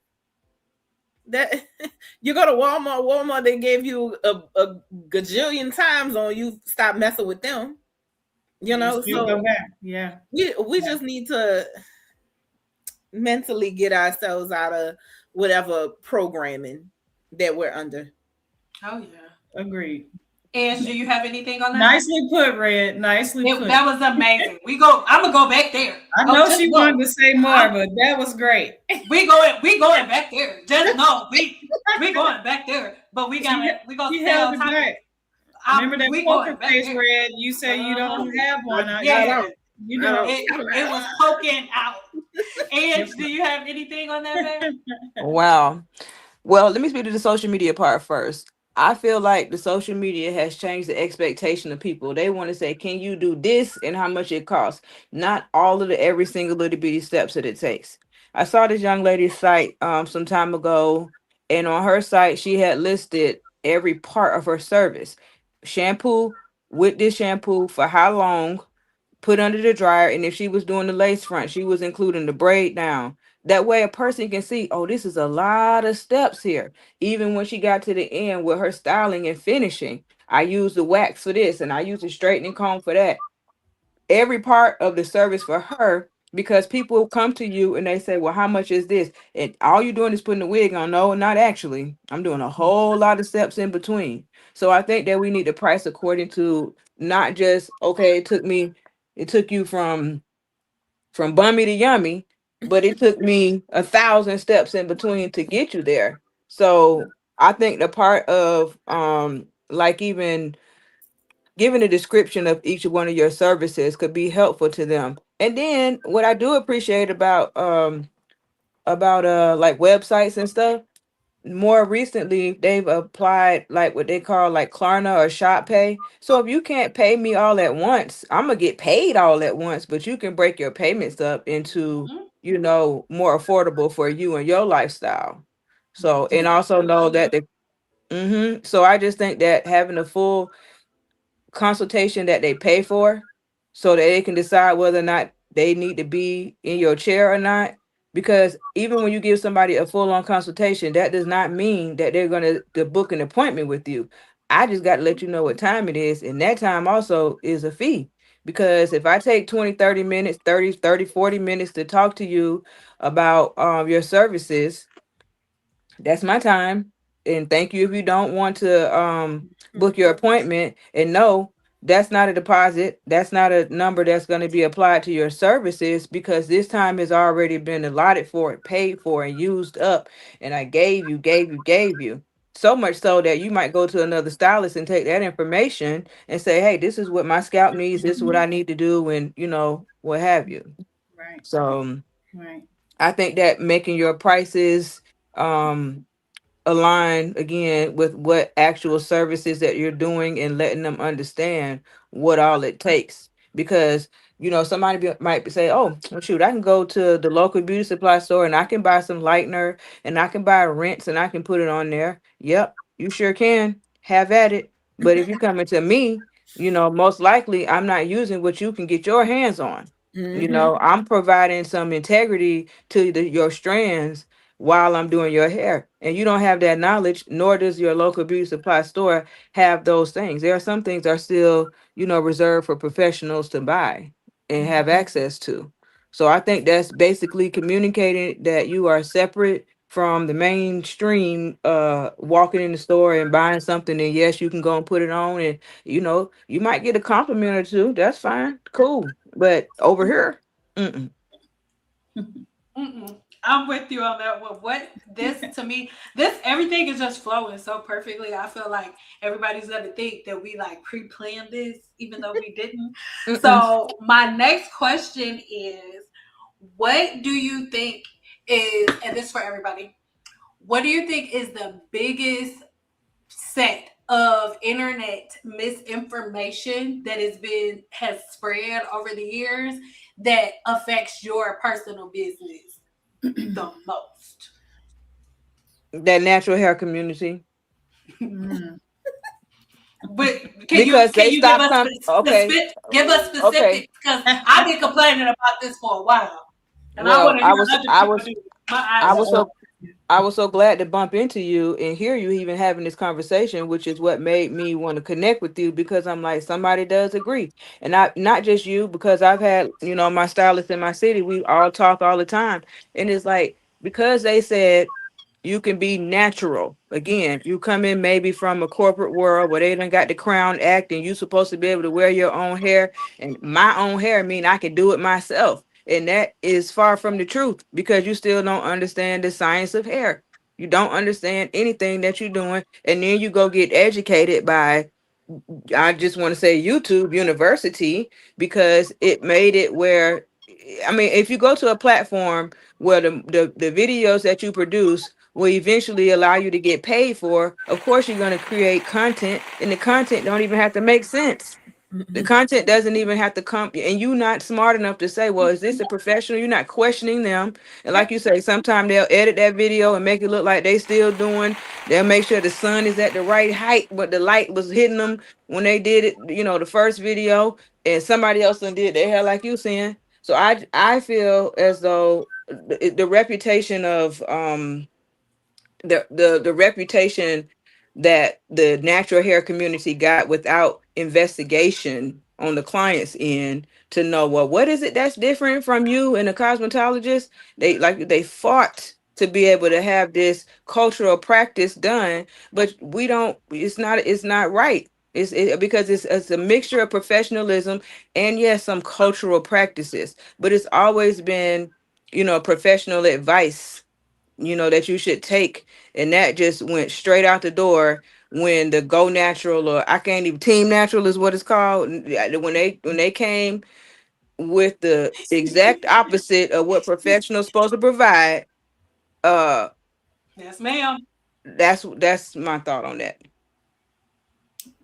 That was great, Ange. I have to honestly say, uh, it was a lot of parts in there that you said that I agree with, which is all of it. I feel like once everything became natural, for me, definitely that myth, the dirty hair grows hair. That again, that's new for me. I'm like, what the heck? But also, when it comes to natural hair, I don't know where people got the misconception, the myth that you don't have to comb it. I Mhm. don't understand myself, because that is absolutely not true. And then you guys have to remember too, the people y'all listening to, who, like y'all said, Chris Rock back in the day, who put this documentary out. Who are these people to tell y'all that, one technique is better than the other, or now is no technique? It's just go natural, slap a bunch of oils, as Sindal always talk about. Because we always teach that hair grows from inside. It does not, That's it's not right. topical. So you can't put a bunch of crap on y'all's head, shea butter, this butter, apple butter. You can't do all that and think hair is going to grow. I think Red said it earlier. It's from the inside out. That's how hair grows. It's like a flower. If you plant a flower in the ground, that's how hair grows. So the inside has to be healthy for this to be healthy, right? And that's what y'all don't know. And it goes back to, I feel, and it goes back to us as professionals. We have never been recognized as professionals. You know, we've never been recognized as professionals. And even today, again, when I'm listening to you ladies, it's my first time meeting a lot of you.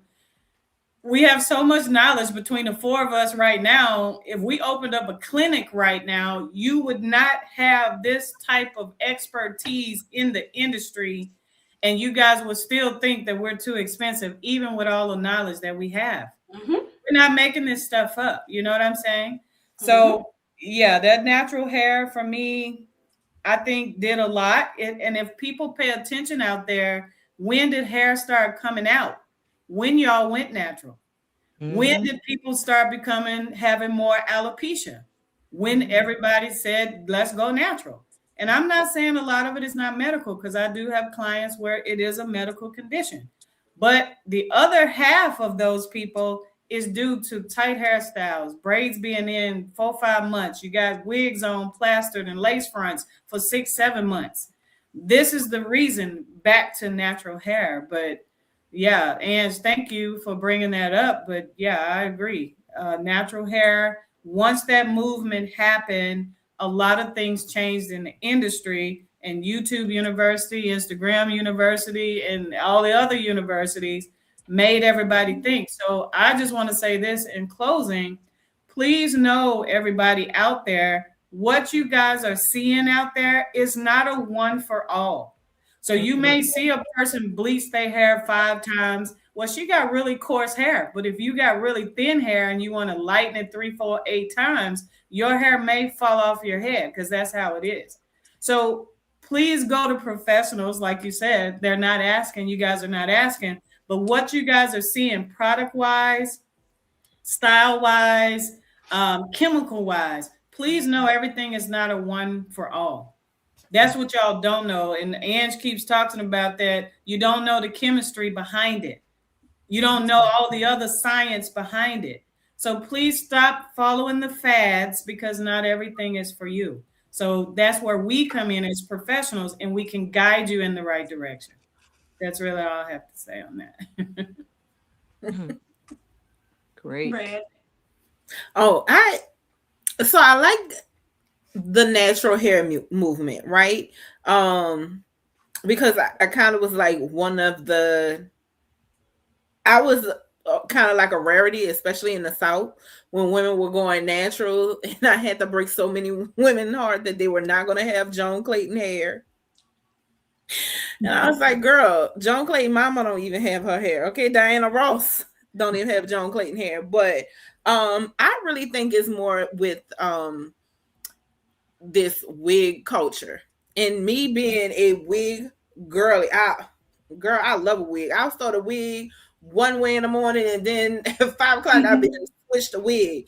But it's the way they're using it, right? It's because they're using it as a replacement for their hair before it's time. And I'm looking at these girls younger and younger in high school, and even some I saw with social media, these little girls like middle school with these frontals. Mm-hmm. And then you see the way they remove them. They literally just snatch it off. Natural move. Yeah. Snatch it off. And so Like a now, band-aid, and now you need one. Go ahead. hello, somebody. So that's what I feel. I don't necessarily think it's the natural hair. So I think I disagree with y'all a little bit with that. And I'm more with the natural hair, not because I'm anti-relaxer, but I do think a lot of women, they're allergic to relaxers. And then knowing the facts we know about how they're linked to fibroids and all these hair care products that have all these harmful ingredients that are aimed at Black women. Right? Another thought came to my mind. Oh, go ahead. I'm sorry. I thought you. No, you go ahead. Another thought came to my mind about the generations. Mm-hmm. So we've been doing this, long enough to see our parents' generation, the 10 plus years we've been in the industry, and now companies, let me just say this also about the standard textbooks of cosmetology.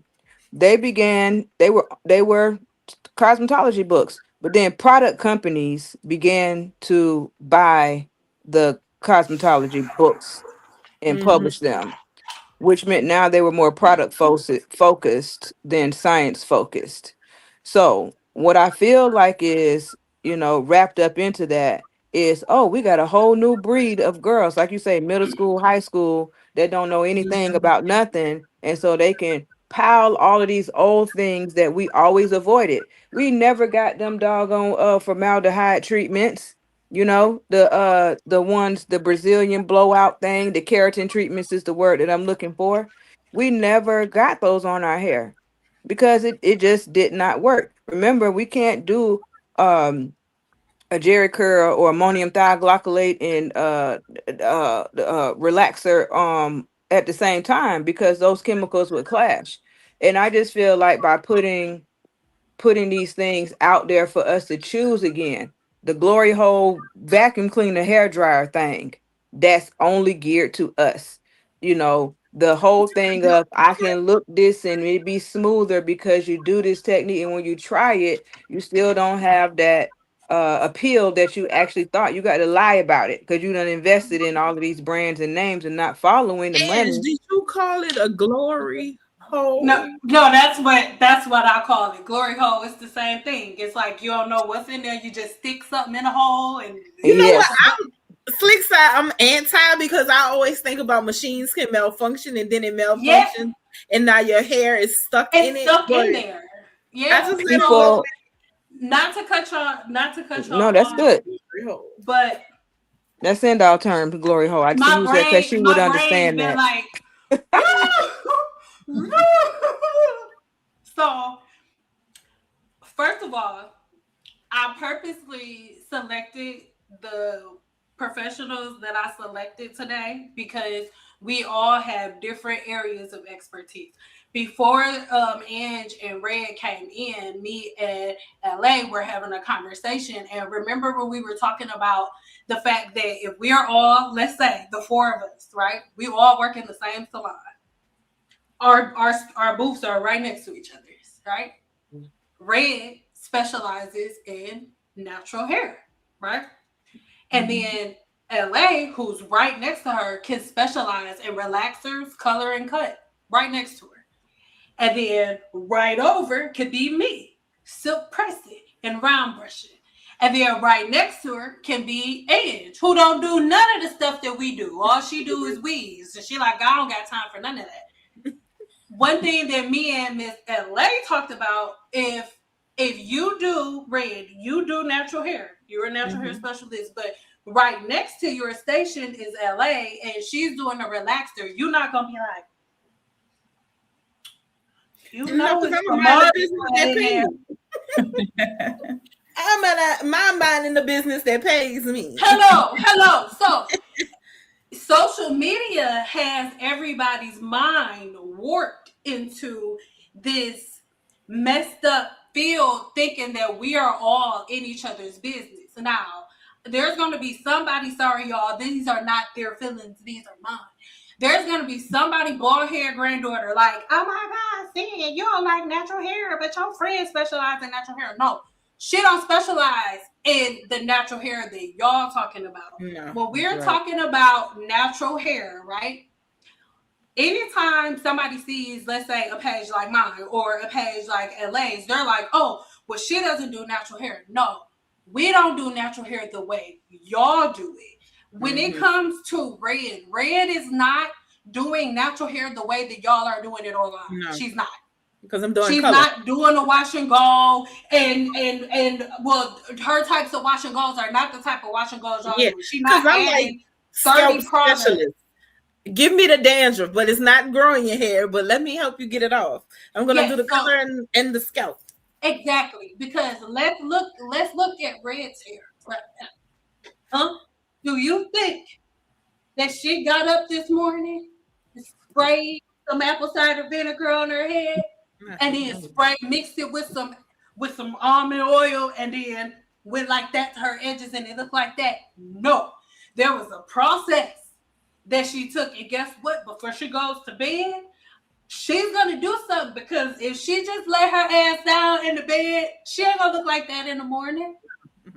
There's a process. And I think my take on what went wrong in the industry is because they've ignored the professionals, they've also ignored the way their professionals look at the industry. Something me and LA we're talking about. You pick your stylist based on you and your patterns, your lifestyle, what you're doing. For example, I am not one of those, my specialty, I don't even want to say my specialty like I can't do it. When most cosmetologists say, oh, I don't do weaves, it's not because I don't know how to do it, it's because I don't love it. Most cosmetologists do what they love.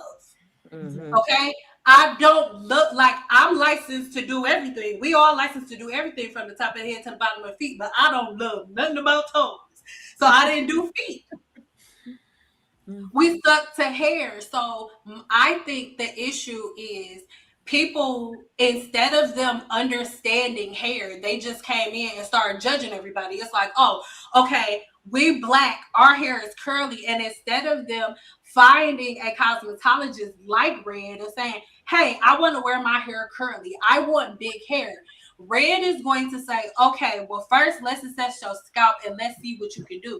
Let's look at your hair texture and what you can do. Then Red's going to give you a flexi rod set or a perm rod set or whatever her styling practices are to get you to that result. You'll be good. But I can guarantee you, however Red does your hair, you won't have matted hair as soon as you get up in the morning.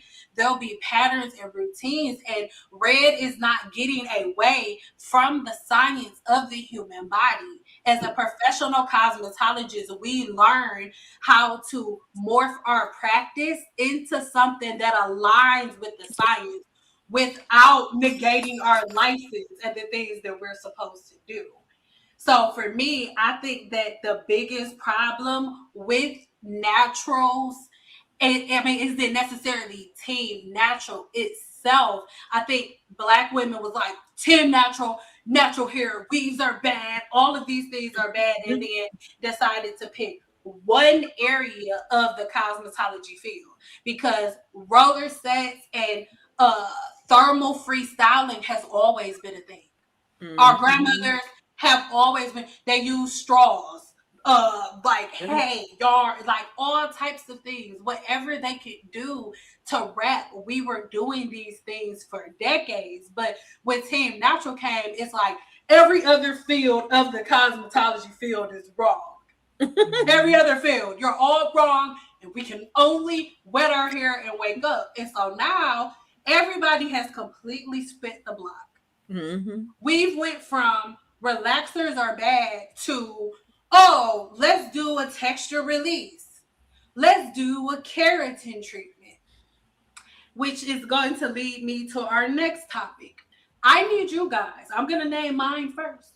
I need you to, for me, name the one thing in the industry that has been around forever, but everybody's making a fuss about it like it's brand spanking new. Mine is K-tips. Oh my God. Like, it get on my nerves so bad, especially because, first of all, I was born July 20th, 1990, at Sinai Grace Hospital, Detroit, Michigan, 3:55 a.m., okay? I-tips, K-tips, they came out in 1985. Nothing is new. No. It's all 1985. And remember what we was talking about prices, how we was talking about prices? Well, it's this one chick. I don't know if y'all heard of her. Her name's TT Does It All. I love her. No, and yeah, look her up. So she's been on YouTube longer than I have. And now she kind of focuses on like Facebook more than like Instagram stuff. So anyway, she did do hair for a minute and then she came back. And now she does eye tips. So K-tips. So she got grief because her price, y'all ready? Y'all gonna be proud. Her price for K-tips, and the hair is included, is $3,000. Okay. So the deposit is $1,000, and then the service, and then I think she includes like one maintenance appointment after in the pricing or whatever. So she got so much grief from Black women. See, she know TT, she's an OG, she is. So, but honestly, that's not from what, because I've just started looking into K-Tubs. Actually, for all the value she's giving, that's too cheap. She including the hair, that's the what I was about to service, say. That's and what. the maintenance appointment afterwards. The girls I've been seeing have been no less than about Go 4 ahead. Yeah. No maintenance and no hair included. Mm-hmm. So the reason that I brought that up is because even when Black women switch over and say, okay, I'm going to do higher end services and things of that nature, we're still at the lowest end of the industry because of our clients, right? And it's $3,000, but oh my God, that is ridiculous. And she's like, hey, if you don't have it, if you don't want to pay for it, you don't have It's to. not for you. And I don't remember who said it, but and this is another thing too. I love that we can have things that we don't agree on because we don't have to agree on everything. Like, I don't necessarily agree with the fact that, like, okay, it gets under my skin. One of my pet peeves is when it's like, oh, well, Black women can't afford it, or when we use like our race and what our families and our mothers and people before us have been through. Because it's one thing before, okay, you don't have access to the information, right? You don't have access to the knowledge. There's nobody putting it out there, but there is. Mm-hmm. There is, and there has been for a very long time. But if the thing that somebody's giving to you isn't like, oh, well, I'm Black and you Black too, so we have to look out for each other and give me a discount, right? If we're not doing that, or if I'm not somehow lowering myself, then I'm not good enough, right? Or this isn't something that I should be doing necessarily, then we have to have like the constant pushback. So I think for myself, just piggybacking off of the question that I asked you guys, one of the biggest issues to me is it's really, really hard for us to really like, without going into this big old thing and getting encouragement from our husbands, because all three of us are married, right? Four of us are married, right? Right. And so when you have that encouragement for your husband, I could be honest and say, for me, I wanted to be done with hair or like all together, like not even getting into trichology, not getting deeper into the scientific field. Like maybe I should just go into something completely different, because it's like, what is this? What is this divide between Black women? What is this buffer between the Black customer and the Black cosmetologist? Why is a Black woman who's telling you something sternly in the same energy that you in, right? Because the Black women who have something to say about, like, I watched that one video, LA. I was so mad, girl. I wanted to ride for you. But what is it in it? Like, somebody can say to you, because she was LA was having her fill out a client record card, right? And as she's having her fill out the card, she said something like she was telling her, it's for color and stuff like that. And basically, sis go, off of stuff like, I never really met no cosmetologist that's not prepared. Why you don't have color? Like, why she don't got the whole color line, everything that they ever created. And yeah. And it's like, and then when she, first of all, because you said you from Arkansas, right? Mm-hmm. I got family from down there. Y'all play, you from New Orleans. And Ange, where you from? You didn't say. Where you from? This somewhere. I live in Tallahassee, but I'm from Sanford. Yeah, is you from Tallahassee? I went to school in Tallahassee. Let me tell you something. That's a whole other story. Girl, I'm talking about, back in Detroit, you got to worry about dogs, a stray dog crossing the street. Huh? Try a stray alligator. Girl, okay. Ain't no alligators in Tallahassee, girl. No, it was a something in the reptilian stage crossed my goddamn feet when I was getting on the bus, I will girl. say this, they definitely have a lot of waterways that go to the plumbing and the I pipes and stuff. So it could come from I well, can't hear. I didn't hear what you said. I know whatever it was a reptile. I know that much. God damn it, I know. it's a lot of iguanas in Boy, Florida. that was a big ass iguana. Okay, I know what I saw. You know the little part where the water run off on the side. I was Yes. catching the bus. First of all, I catch the bus. I caught the bus, which was, oh my god, I am a city girl. I don't do that. So it was already a lot for me. And while I was waiting at the bus stop, I heard something, Ooh, and I looked ooh, down, and it was a reptilian something. So ooh. if they don't got alligators before, it came that day to see me. Okay. I hope I No, don't run into none of that. girl, meet the girl. Anyway, girl. Mm. So for me, I think that our main issue is just there's no, and I want all of y'all to piggyback off this after I said this. To me, there's no uniformity in the industry.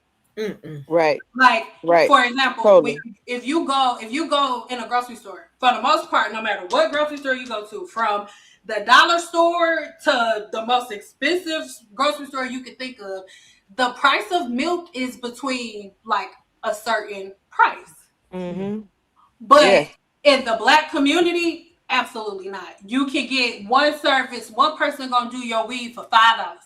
Another Wow. girl gonna do your weave for $50. Another girl gonna do your hair for $50 in full steps. Mm. Mhm. And then another girl gonna do your hair so you can watch her kids while she gonna chase her baby daddy. And then another girl, like, I'm for real. It sounds funny, but like, and it's the things they expect of cosmetologists is crazy. So Great. before we move to the next topic, and then we have two more topics, and then I'm gonna let y'all go. But before we move to the next topic, like, what do you think is the thing that is the greatest buffer between you and your client, right? What is the thing that makes it hardest for you to help, excuse me, for you to help certain clients? Because let's be very clear before I say this, not all of our clients are bad. Everybody has a set group of clients that are amazing that make it so I'm not leaving because of you. Like, I know that it's hope, and because of you, I know that there are more women like you. But what is the hardest thing, the thing that you feel like you're tussling with your clients about the most, and where do you think it's coming from? For me, I have to say the client, and it's definitely coming from social media, YouTube University, is they know more than us. So I get that a lot. You know, you're trying to give them what's happening. Your hair is this way because of this, this, and that, because, you know, we've been trained and we know what we see and feel. And they, you know, so and so on social media said that it's blah, blah, blah, you know? So a lot of times I get that a lot where they know more than me, you know, in their mind, you know. So that's that battle. So that's that video you were talking about. She came in, you can't see black people be professional. We can't have you fill out a form because we are not even supposed to look this way, I guess. You know what I mean? And when I had her fill it out, you know, she got upset, and she's not the first person. So that video, when people saw it, they were like, well, if you got one person and they upset you like that, you should quit. She's not the first person. Oh, why do they say that? This is compounded of many of her. You know what I mean? People like her.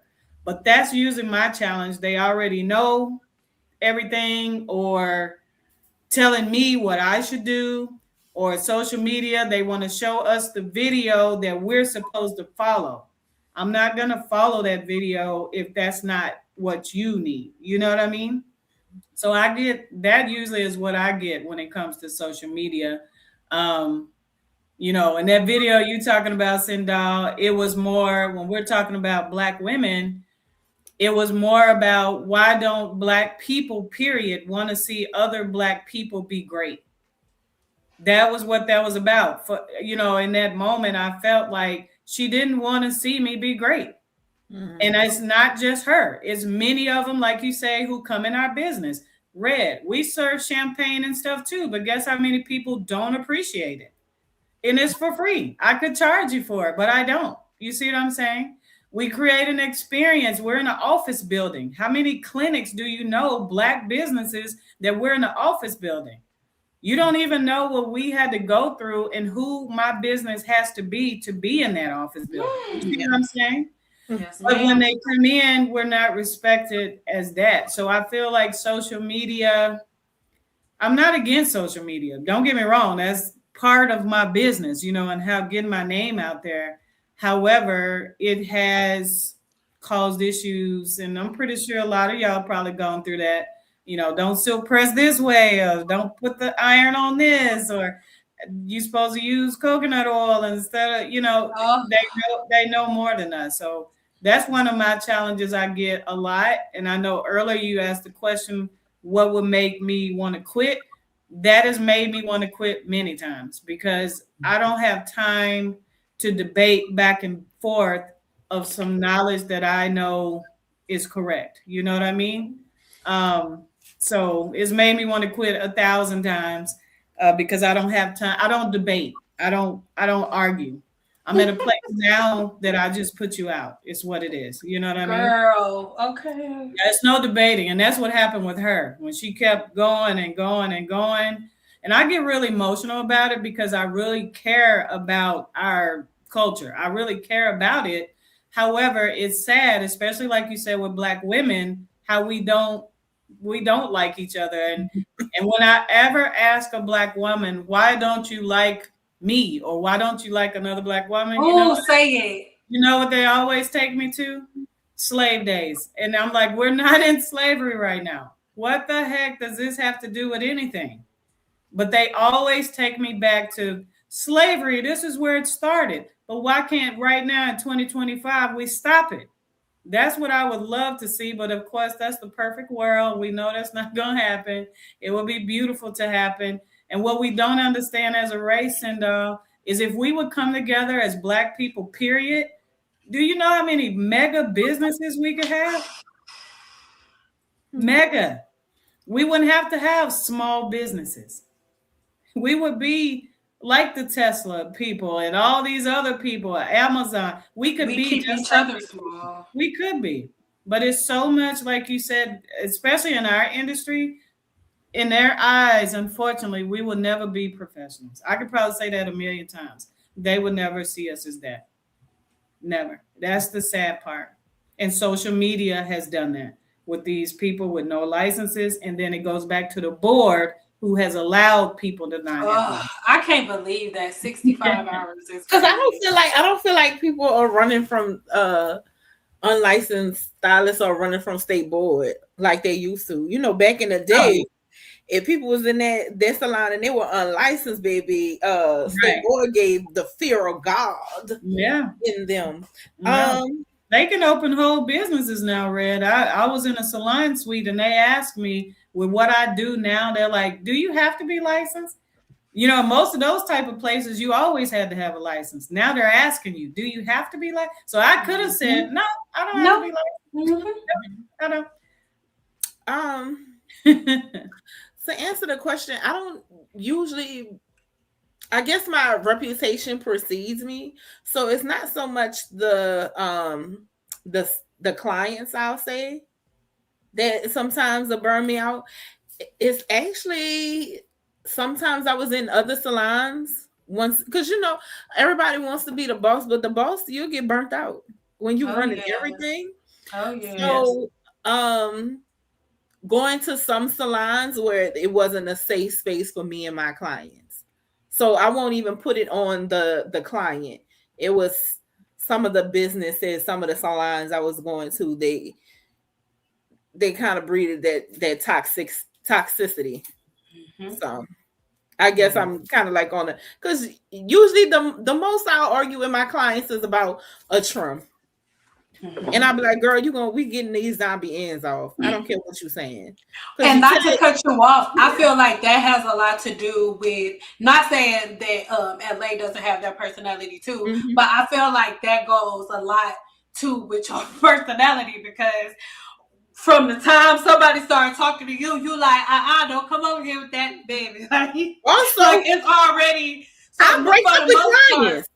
I will break. We not a good fit, baby. You gotta go. Because if I see your name on my books and I'm like, oh, here she come, then yep, we got no. to go. Mm-hmm. Because also it's very spiritual what I do. I'm Come literally on on. top of your crown Yes. chakra. So if seeing your name on my books gives me a sense of disgust, Yes, because we you know what's coming. Yeah. I need to find somebody. We not going we not together, boo. And Mm-hmm. that's it. So I don't keep difficult clients for a long time, maybe one or two, and then something got to shake. We breaking up. We don't go together. We're That's over. We divorced. We We broke we up. divorced. You know. What So about you, Ange? Wow. I mean, that's a lot to take in, but I think that the buffer or something that might be a little bit of a hump. Um, I think I had one of the greatest teachers that I could have had between my mentor when I was 15, who told me what school I was going to, and then I ended up having the director of that school, and she was very professional, pious, and kind of strict too. And I think that a part of what my teaching was to let the folks know expectations cannot always be met. We have to come to an agreement, because you might show me this picture, but LA, your hand been fading with that clipper for a while. I can't do that at all. So I want to let you know what you are to expect from me. I can clipper over comb all day, fade down, but I'm just not good with the clippers like that. So I feel like having a real consultation as a service, as to get that person over the hump, because if they don't understand what they're actually going to get, because again, people want this peel and stick hair. You know what I mean? They want to peel it off and stick it on, and everybody got the same hair, same curved part, same drape Girl. edges, everybody look Girl. same, alike. they got the Girl. same 25 millimeter eyelashes with the glue stuck. First of all, let me just say this in. I just want to say this. I'm so happy I ain't never seen no eyelashes on your face. When I first saw you, I was like, she don't even she's so pretty and her eyes so bright. I just want to throw that in there. But I Thank feel you. like a lot of times we want to look a certain part to be accepted by an audience. Like, do you know, like for most time, my husband told me, he said, women don't get pretty for men, they get pretty for other women. They don't want the compliments of men. They want the compliments of the other woman. They want to be accepted by us. I mean, by each other. Because even though you say I'm dressing up, you might want a compliment from your husband. You might get compliment from, other males, in the workforce that might say, "Oh, I noticed that," and that's different. Because I have clients that come and say, "Do you know my supervisor noticed the highlights that you put over here? Do you know?" My coworker said, "Oh, that's nice," or "I like that color blend." you know, I just think that when we try to have a look, it should be personal. It should be something that you're satisfied with. And as a professional, we have the skill set to do face framing cuts, or looking at your shape to see how to balance it out. If they say the perfect shape is oval, but what is a perfect face? It's one that is clean, and your color is not washing you out based on your complexion. And yes, you feel better about the balance that was given to you, and it's easy for you to maintain. So I just think that the expectation of the client of you, because my clients, they know I don't really have like resistance between them among my clients, because they know. Oh, the one client that I had her for a long time, she come and she said, "Can I get some color?" I said, no, not on your first visit. I don't know you like Bring that." back no. Bring back no. Most No, stylists need to tell their clients no. Yes. I tell my no, clients no all the time. They be like, Ray, you don't want me to have nothing. I do want you to have no, something, but not I I want want you to today. have hair. to be on your head, not next to you. I'm here Exactly. to keep what you have on your head and not let it slide down the drain. That's it. That's it. Period. And educating them on, hey, your expectation is way off. What you need to focus on is not putting avocados and honey in your hair, but in your diet. That's the place where those things belong, not on your head. Don't twist your hair down with honey. Are you kidding me? You're gonna have ants all around your pillow and stuff, and bites everywhere. You got a whole new issue going on because you want to follow a trend, and you had the wrong expectation, and you did not get the results, and then now you come to us talking about, can you help me, and you broke down. No, I can help you, but you're gonna have to listen, and we may have to start from a level of scratch that you're not ready for. Love it. Sindal, can I say this? Yes. Listening to Ange, I feel like that's what's missing in the industry too. Is and this is another part where I want to quit. Is I feel like they've taken our creativity away. Yes. Like they want us to be cookie cutter. Here's the Mhm. Instagram post. I want my hair like Ange said it best. They got the part on the same side, the baby hairs in the same place. So it's taken our creativity away. Where, like you said, in the past, if we got people on here from back then, there was no YouTube, there was no Instagram, there was none of that. So guess what? You had to completely trust us with the Yes, vision that ma'am. you tell us that you want. I want a style that's a bob that frames my face, and I want it to whatever. And we created it for you. Now, because you guys want us to be so cookie cutter, it kind of takes away, like it's four of us professionals on here, but it takes away sometimes who we really are. So if I'm not that person who, like Ann said, who is good with the clippers or whatever, and this is the style you want, then I feel that pressure and stress of trying to create it when I probably am a clipper of a comb person or a shear of a comb person, Yes. and I could create it that way. But because this video says do it this way, y'all kind of hold us to that. So I feel like the industry, you've taken our creativity away as well. It's so many, what y'all don't know out there, it's so many more hairstyles out there that y'all don't even know about. And then when I try to introduce it, because I'm old school, so when I try to introduce flex rods and stuff, they like, nah, I don't want that. But you don't even know what it's going to do. The style that you're actually asking me for does require these flex rods. Just because you've never had it doesn't make it wrong. You see what I'm saying? But this video shows it, how they have those curling irons where they spinning it around, where you can get that same look with less damage if we do it this way. But unfortunately, they don't want to hear the other, creative side that we have. So I feel like that's been taken away as well. I agree 1000%. Ange, did you have something else before we move on? I'm ready for the next question. I'm loving it So all. my thing, one of the biggest things for me, well, no, I'll say it like this. One of the hardest avenues for me to walk down was really trying to make people understand what this phrase really means. When we're online, and let's say, for example, Red, let's say you say something like, save it for your pina coladas. Coconut oil. Yes. Thank you for saying it. One more time. Save it for your pina coladas. I've been living for that. It's been years since I heard you say it. Thank you.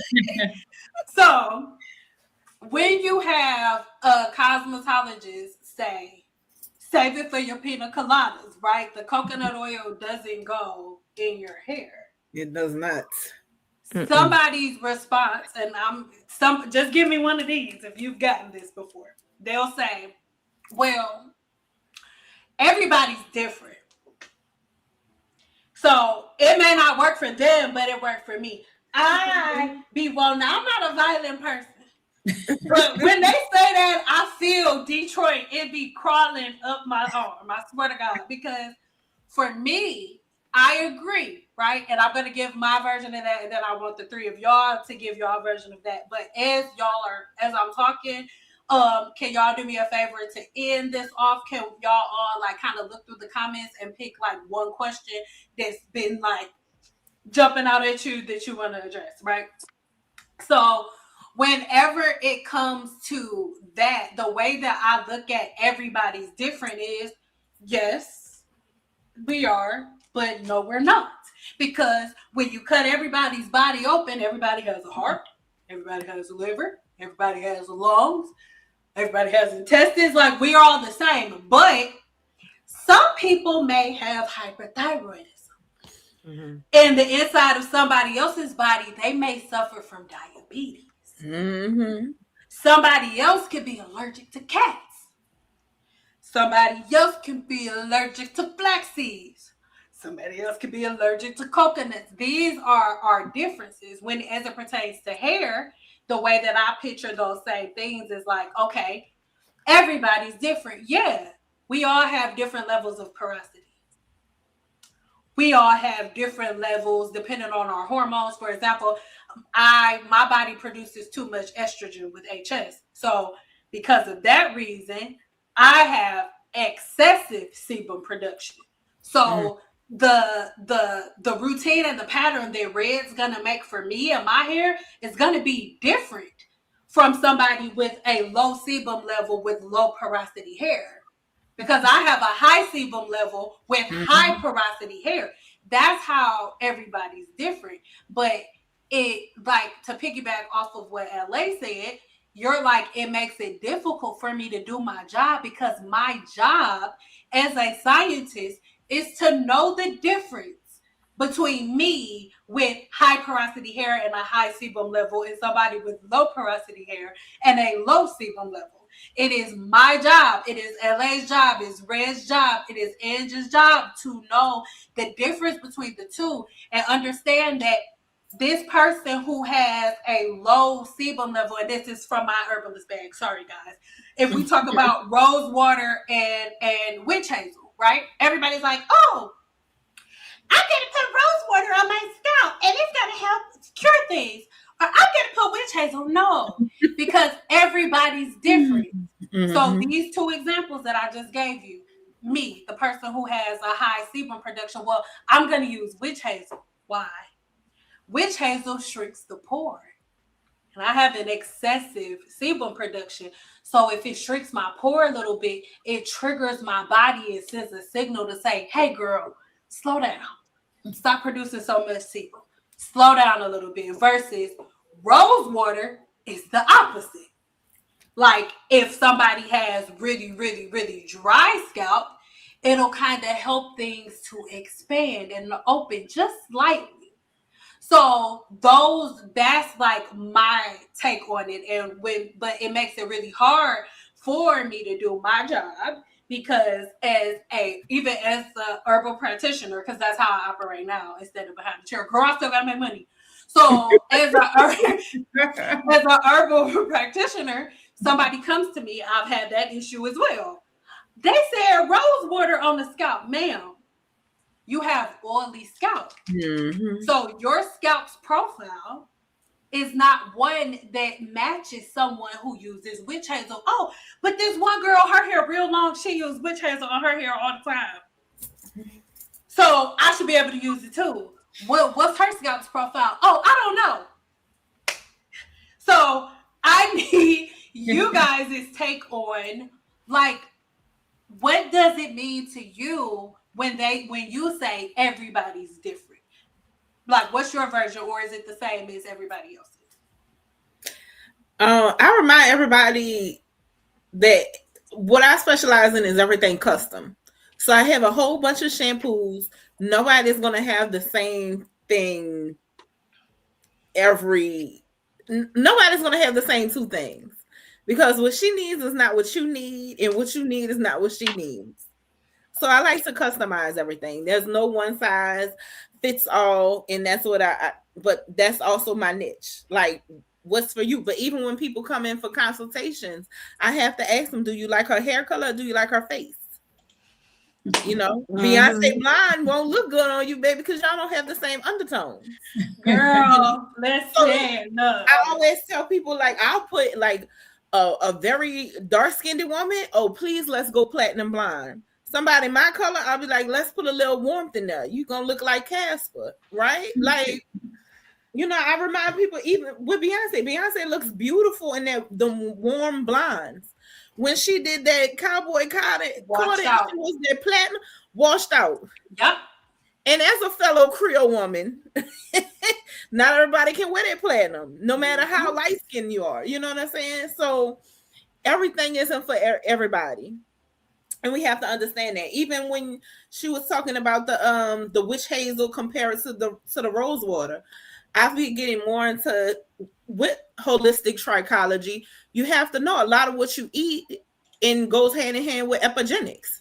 So even though I love mangoes, my blood type is A. Mangoes promote inflammation in my body. So no matter how bad I want those mangoes, if I'm trying to do right, I have to stay away from it, right? Or somebody with type O, they shouldn't be vegetarian. They should be eating a lot of lamb. They should be eating a lot of lean meat, So everything should be customized for everybody. That's one of the reasons why I'm so into color, because no two clients will have the same color pattern. So even though I did your homegirl hair and you want their hair color, I'm not giving it to you because that's custom to her. We can do something for you that looks good on you, but I'm not giving you what I did specifically for her. That is her custom color. So yeah, just everybody should just do what's best for them. Mm-hmm. Yeah, I agree. I think I agree with everything is custom because that's how we are too. Our clinic is mainly about customizations, right? But it goes back to give us the time and the professionalism that we have to let you know what your body needs, or your hair needs or your scalp needs, right? So I agree. I said this earlier, and hopefully everybody is listening to what we are saying. What you guys are watching on social media does not mean it's for you. The blonde-haired person, since Red talked about color and, these people bleaching their hair 100 times, that may not be for you. That color may not be for you.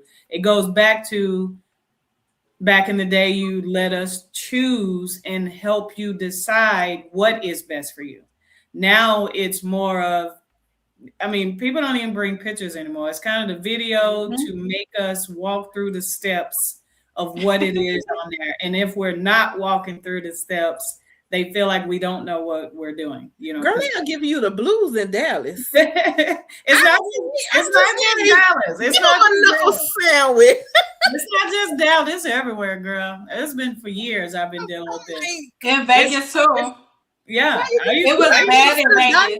And telling them what prescriptions to prescribe to you. Don't come to me with this. You don't know what you're doing. That's why you're in my chair. Yeah, but I've been dealing with this for a long time, Red. Especially being a woman barber in the 90s. Can you imagine? I can't. Women barbers are a big deal. So for years, I went through. Do you know what this is? Why are you doing this? And, unfortunately, people still do it. And I get it sometimes because clients share their stories. They've had bad experiences. So they trying to make sure they're not going through it again. However, unfortunately, Red, I end up being that person that they taking it out on. And, Give them a knuckle sandwich. Can I just say, here's my knuckle sandwich. I tell them no, Red. I tell them no, or I put them out. I just want to say to you, LA, and then keep going because I think Ange has to go too. Yes. But I just want to say to you, because once again, for the people who missed it, I'm 35. She been doing hair for 30 years. She look like she the same age as me. But I appreciate that. I just want to, all jokes aside, and I'm a Cancer, so I'll cry if ant fart. I'll be like, oh my God, this little booty. You a Cancer too? I'm on the board of Cancer and Gemini. I'm June 21st. See, I'm both. I'm real crazy because I'm both at the same time. I'm Gemini rising. It's bad. Me too. I'm Gemini rising and Cancer sun and moon. So I'm. Yeah, I'm on that border. Sometimes I can see them. I see them both happening too. Sometimes, girl, in my older life, it's a lot. Well, I'm help me. I'm still getting out. Woo. But I wanted to say that, I just want to thank you so much because, like I said, I'm 35. So if you, that means that how old I am. She keep reminding me. No, I'm sorry. But how much wisdom you got. But she started doing hair when she was real little. So you don't even know. She was 5 when she got her license, so mind your business. But like, it was the women in your generation that I was like, oh my God. Like when I get older, like, oh, it's making me like teary-eyed. Like it was you that I was looking at like, oh my God, when I get older, I want to be just like her. It was your generation that had me like, when my mama, because remember I told you my mom was getting a roller set, so she was under the dryer forever for no reason. And I would be, I would like be folding towels and stuff, and she would be like, hold it. And I just want to thank you because the fact that you've been doing this as long as you've been doing it, I don't even deal with nobody says you laid the foundation for me and Red. You too, Ange. The two of you laid the foundations for me and Red to stand on. Because me and Red probably been doing hair for the same amount of time. I'm like 16 years. Mm-hmm. So, like, y'all, we halfway. Like, I just want to say, like, all jokes aside, like, I just want to say thank you from the bottom of my heart for, like, everything that you did, like, for sticking through the way that you did, because it takes all of us collectively on top of each other. And the fact that, it takes the OGs yes, who aren't jealous to bring in the newer girls, because that's what happened with me. I had a mentor. I was in college doing mass comm, and I was hosting a hair show. And my mentor was like, Ray, go to hair school. She even suggested which one to go to and all this other kind of stuff. But on the flip side, I have an aunt who has like a rare disease. I still get her to do my hair because I'm very picky about who's in my hair. I forget my aunt is blind in her left eye. Wow. I forget. And I'll be like, yeah, Auntie, hurry up and do this. And she'll be like, neat. After she do it, then she give me the side story. But I'll be like, girl, you just bust down my hair. Okay, girl. My bad, I forgot. Okay. You know, she's been doing it like 35 years. She literally got licensed in high school. You know, so and I think I really wish some of the younger stylists would listen to some of the older stylists, because you need to find a mentor, because you're not going to know it at all. And these girls, they see on social media, and these people are, they're bigging up what they're doing, but you need somebody to show you the rope, somebody to take you under the wing. And so, you're joking like we're reminding you of your age. No, we're showing like you have so much knowledge in this. And I do think the younger girls, they're talented, but they want to leave cosmetology school and go straight into the suite. Yeah. Girl. Yeah. Sweet, and the sweet life where the experience has not yielded the that badge yet. Yeah. I'm still humbled. I'm always humbled. I still feel like I'm 17, ready to go to hair school.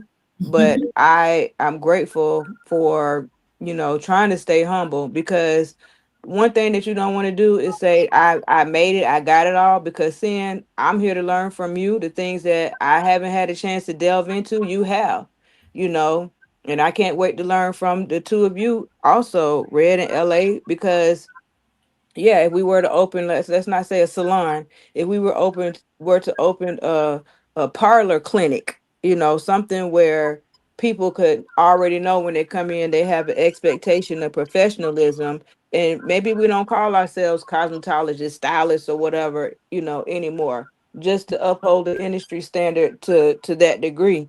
And hopefully the younger girls who are going into cosmetology school, maybe when we retire, we get us a little tour bus and go around to these schools and make sure they know what's up. Like, hey, let me pull you to the side, because that book that you're reading right now doesn't have all of the knowledge in it that you could gain from, that you're going to need when you start being behind the chair, Agreed. apprenticeship. Here's the sad part, and like, I really pride myself to try to go in schools and do what you're saying, but you will be amazed how many schools will not let you speak. And we're asking to speak for free and give them this knowledge for free. Like, every state I've ever lived in, I always call them gatekeepers, the people at the front desk. They're the gatekeepers. So if you can't get past them, you know what I mean, to speak to the people you want. And I always want to go in those schools to educate those people. You're gonna have to go around them and go to the cosmetology teachers, because almost 16 years later, I still talk to my cosmetology teacher every month. Gotcha. Every month. Mm-hmm. And it's hard to get back on some of them. I'm like, girl, what you want me to talk about? But see, that's why I wanted Tiff in here. We're doing this again. When Tiff don't have to work. But that's why I wanted Tiff in here, because Tiff is an instructor now. She's from Jersey or whatever, and she started off, because see, we a spicy group. She's from Jersey, and whenever Tiff told me that when she was at school, there are, of course, and everybody experienced this in cosmetology school, when they give you a ticket, most of the time they'll give, if a black client comes in, they give this black client ticket to the black girl, and then if a white client come in and they want color, they give the ticket to the white girl. And for this reason, unless the student, which is something I had to do, puts their foot down and says, no, like I'm not here to pay for that, because that's what happened to me. They kept giving me all the braids, all the weaves, and I'm like, I already know how to do that. Right. I'm not here for that. I'm here for color. And I remember for 2 days straight, they sent me home, because you know how you get sent home if you don't take the ticket. Girl, I don't care. And after the 3rd day, they were like, okay, seeing like my teacher, Miss Tamara, I will never forget her as long as I live. She was a white chick. She was tatted, and she used to call me dude. She was like, dude, I don't ever want you to worry about that, dude. I'm not gonna let them put any more of that stuff on your books. You hear me, dude? I was like, thanks, bro. Okay. And then after that, all I did was color, like over and over and over and over again, until I got good, until I could build the confidence. And she's saying that now, Tiffany said that now when she's in school, she said like they'll get a ticket, and the person at the front desk, same thing.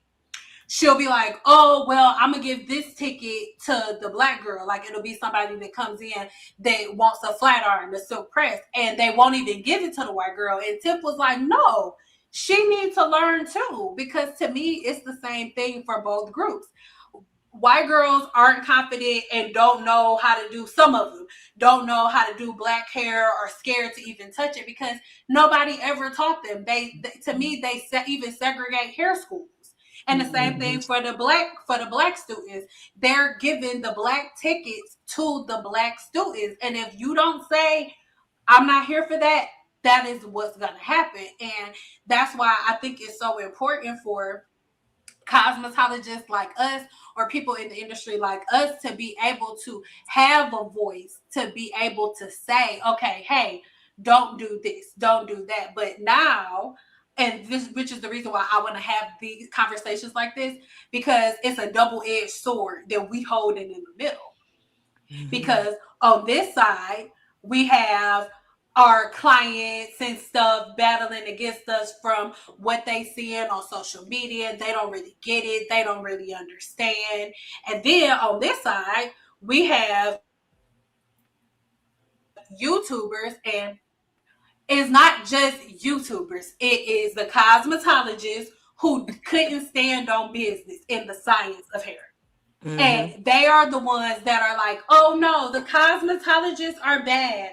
They don't know what they're doing. So I no longer use combs and brushes either.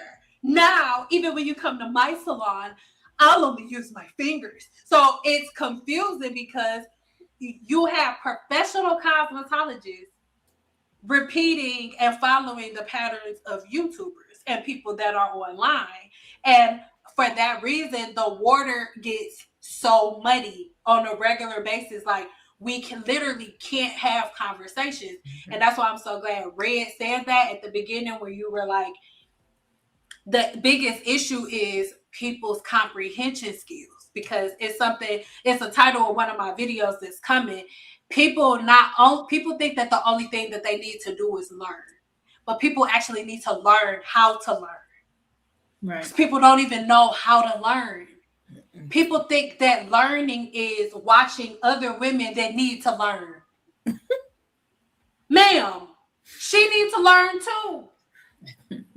She thinks that her scalp has a digestive system. She thinks that food goes on her scalp and that she has a digestive system. I told one of my clients, that's why I told Red at the beginning, you my sister, okay? Because I told somebody, I was like, okay, so if food gonna make your hair grow, putting it on your scalp, that should mean that if you hungry, you should be able to put that Chipotle bowl on your scalp and then you ain't hungry no more. That's not how it works. But it don't work like that. So for that reason, the water is so muddy. Does anybody have a question that they found that they want to address? Because I want to keep y'all all night. I don't want y'all husbands. No, it was more like just good comments. Yeah, a lot of the commenters are really, really sweet. The only thing I want to say, no trolls. Can I say something to you, ladies? I want to say thank you for thanking me for being in this industry. I feel like for me personally, that's all I've ever wanted in this industry, for somebody to appreciate me, appreciate my skill set, appreciate my knowledge, and just how they say, give a person their flowers while they still alive. I feel like that's something in the Black community, especially Black women. Black women don't do that enough in the salons, or like I have a clinic. They don't do the flowers I got. Thank you so much. Listen, that meant a lot to me, and I'm such a simple person, like something like that. Thanking me for the end of the service, thanking me for making them beautiful, thanking me for building their confidence back. You went from no hair to now you have hair, and instead it's a lot of nitpick. So I just want to say thank you, ladies, for that, because for me in this industry, because I'm that simple when it comes to that, because I'm such a humble person. Like Ann, she always talks about being humble. I am a humble person, but I, just like anybody else, I need to hear that. So thank you, ladies, for that. So I just wanted to take the time and say that. Thank you. You are so welcome. Don't make me cry, though. Don't make me cry. And you're gonna make me cry too. And I just want to say, and you making me emotional too. But I'm gonna keep these glasses on, because then I'm gonna be like, I won't cry because they're gonna fog up. But like, I just wanted to say that, okay, for example, me and my husband were having a conversation, and Ty always be like, the next generation is always like just as good, but even beefier. Like, I got you, auntie. I'm not calling you auntie. It's big sis. You ain't that much older, so it's big sis. Like, we got you. And that's one of the main reasons that I stepped back from the industry, not to leave forever, but I'm like, hold on. Like, somebody needs to break people's minds open, because instead of people seeing other Black women that look like them, that talk like them, as somebody that helps them, they see us as the enemy, and it becomes really, really hard. Like, when you go online, it's like, oh, there are no good cosmetologists out here. It's like, what are you talking about? I know a couple I can name off the back of the, like, just right off the dome. Before I found out about you, LA, I used to drop Red name on a regular basis. I'm like, what are you talking about? Like, go over there. You don't have to tell her Sin sent you. Go over there. Look. And it's something that I feel like we don't necessarily do enough of, because in the industry, I believe when love and hip hop and all of that stuff, when everybody turned into celebrity hairstylists, the support that we have for each other, it changed. It went from us being co-workers to all of us being in competition with each other. And none of us are in competition with each other, because like I said, all four of us could work in the same salon and have a full clientele. We could all be booked from the time we come in to the time we leave, and then go to lunch together. And nobody's taking clients from each other. Everything is like all good. So I mainly wanted to say that, because I think that, like you said, the only thing, I believe life is a mirror, without getting too spiritual. And the only thing that we're getting back is our reflection. Like, it's like what we're constantly receiving back, the same energy over and over again. Black women are like, oh, men like this, because the same women, hey, it is what it is. These not their comments, they mine. The same women who can't find a cosmetologist can't find a man. Hello? What are we talking about? And then the women who got one, we've been married for, like, I've been married for a decade, over a decade. Hello, and I know you have too. But if we say something, I'm sure you have too, Edge, and you were approaching your decade, Red. Like, but he's still got time. He got time. yeah, I'm speaking of that. But when we say something, right, it's like, oh, she don't know. And I'm the opposite. Like, oh my God. LA, show me the way. Yeah, we at year 16, but I know y'all past that. You know what I'm saying? Like, I'm open to learning from people who are on my level. It's one thing that I say, and it's a one more Never thing. stop learning. Yes. And I think this the only thing that we gonna differ from. The one word I reject is the word humble. Okay? Because Nothing's not about us, sis. I'll be modest, but I ain't humble. But I was keeping it cute because when it was like humble, I was like, and it's okay. And this is what this word. Which word? Hold on. Humble. Not humble. What did you say before that? You modest. Okay. I'll be modest about it. Okay. Yeah. A big shit popping over here. But me, like, I just went, and it's not from an arrogant standpoint, but I remember what I learned. I'm really big on definitions. Words. We can have a spiritual conversation the other day. But when I remember when my father first died, it was like the world opened up in real life. So when I started researching the religion that I was raised in and things of that nature, it really made me to start looking at my beliefs, looking at the words that I say, the things that I repeat and what they mean, understanding how much power my words have to create my reality. And when I look at the fact that, okay, when you look at the definition of the word humble means to be humble. If I say I'm humble, I'm saying that I believe that I'm lower, to be less than. I don't receive that in any way, shape, or form. So I think that is one of our main issues, because culturally, as a people, we are taught that for us to get what we want, and I'm not attacking nobody's religion, we ain't going there. I'm just saying, to get what we want, we have to believe I'm nothing, I'm low, I'm navel lit.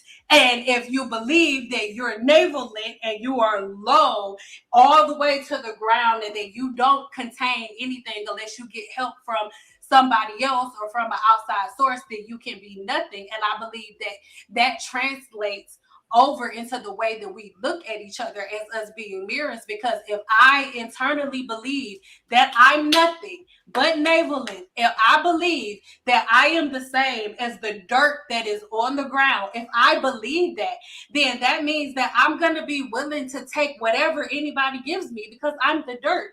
And oh my God, I barely deserve anything because I'm so low. So thank you. And I believe that even though it sounds far-fetched, I believe that we take that in every aspect of our life. And I believe they take that and they put that type of mentality on cosmetologists. And it's like, humble yourself. If you are a Black woman that says, I charge $3,000 for these hair extensions, it's like, whoa. I know a girl over there, she only charged $500. Humble yourself. And so that's why I reject that, because when you look at other races, and it's not to compare us to them, but when you look at other races, they don't allow people to do that to them. This is the price. If you don't like it, go to somebody else who can afford it. And every single time they're going to go to somebody else, and then they're going to see that they don't get the same result that they would have got when they came to you. They see how much money they're wasting trying to replace you, and then they just come back. Mm-hmm. So I just wanted us to have these types of conversations, because I feel like over the years, there have been so many conversations and so many people from the opposite side of the spectrum talking, but there are enough of us talking, and it's for a reason. Like, most of us, we don't want to be like arguing. We've been doing this enough. We just want to make our money and go home to our husbands. Like, I don't got time. So I wanted to thank you guys for like giving me your time and your energy today and sharing this, because I don't think people see the fact that Black women can really be scientists. Like, when I say to people, oh, I'm a research scientist, they're like, you ain't no research scientist, because apparently a Black woman can't be a research scientist. Like, what the hell? Do y'all even know what a research scientist is? You ain't got no PhD. First of all, you don't have to have a PhD to be a research scientist, but it's almost like you have to put yourself on such a lower pedestal. And I just want to thank you ladies for not holding me to that and not giving me faces like, oh, here goes sin. It feels good because I feel like I've been kind of standing on a mountaintop by myself, screaming the same things over and over again. So I appreciate the three of you. I appreciate women like y'all, because it can make you feel like you crazy. So thank you, ladies. And do y'all have, I just wanted to know if any of y'all have any closing remarks, anything y'all want to shoot at the people, or anything that you have coming up, anything that you want promoted, because all three of them are still behind a chair and you can book them and know it's not going to be cheap. And I'm going to block you from my channel if you are some BS. You can follow me on all social media platforms, Fascio Hair, FASCIO Hair. Yes, but I enjoyed this so much, Sin. Yeah. And I'm sorry if y'all saw me yawning.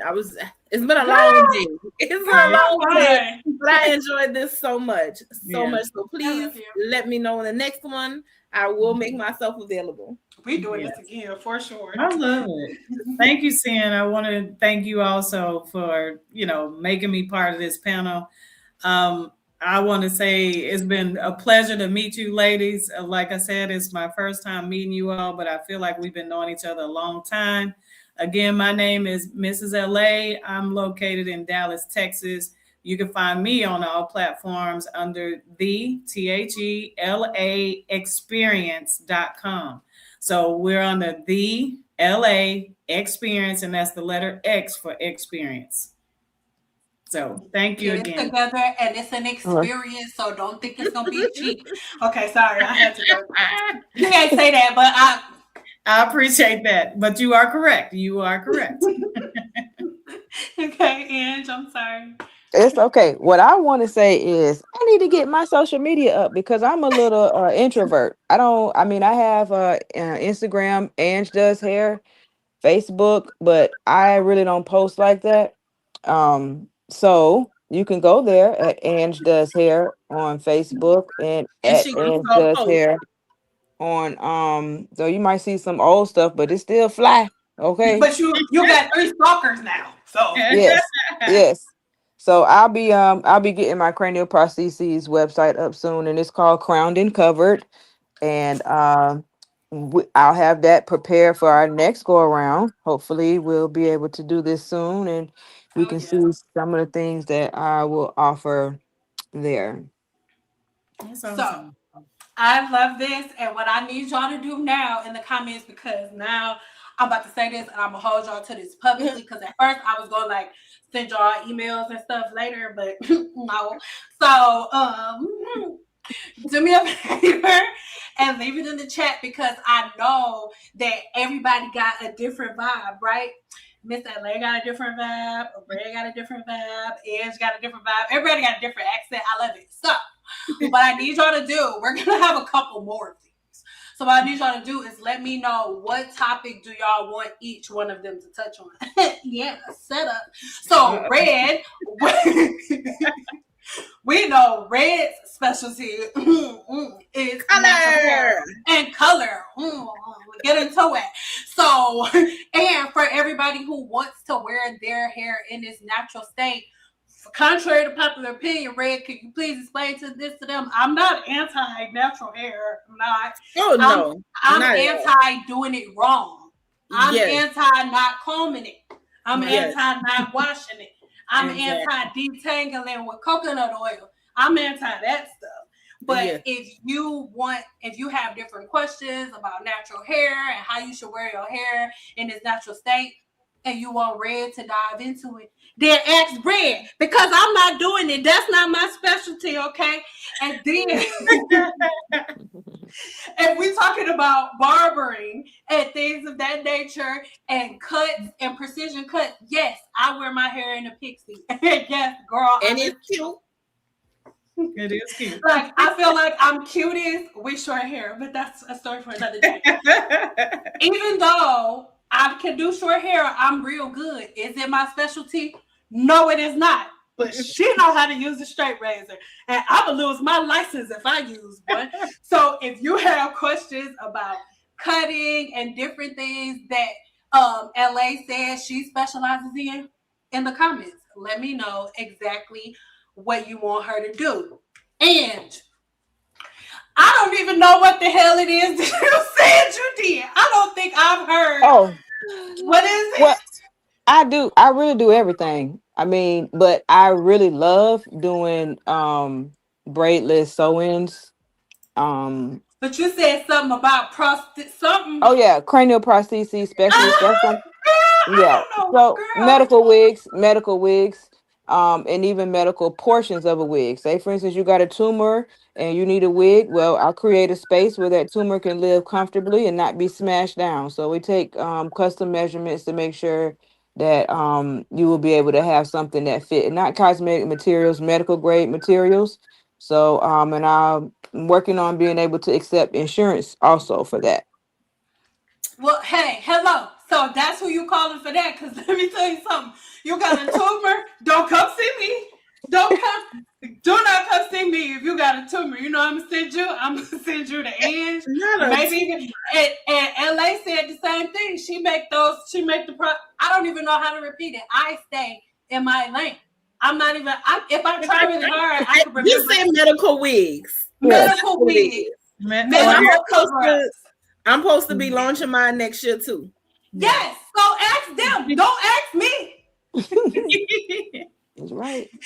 Ask them. And I want us to get in the pattern, all jokes aside, of going to the professionals that specialize in the areas that you really, really need these consults in. So leave it in the comments below. So that way, whenever I get ready to stalk all of them, I'll have something to stalk them about. I'm a guilt trip. I'm a guilt trip Red.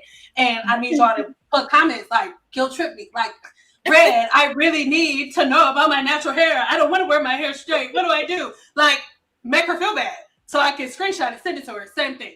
LA. Like, oh my God. I need other things. I need wigs. I need pieces covered. I need artificial things. Make her feel bad. Say, oh my God, LA, Let me what tell are you y'all gonna something. do? I'm gonna tell y'all this real quick. I'm a double Taurus. You can't make me feel bad about nothing, baby. Oh Lord. Oh, Lord.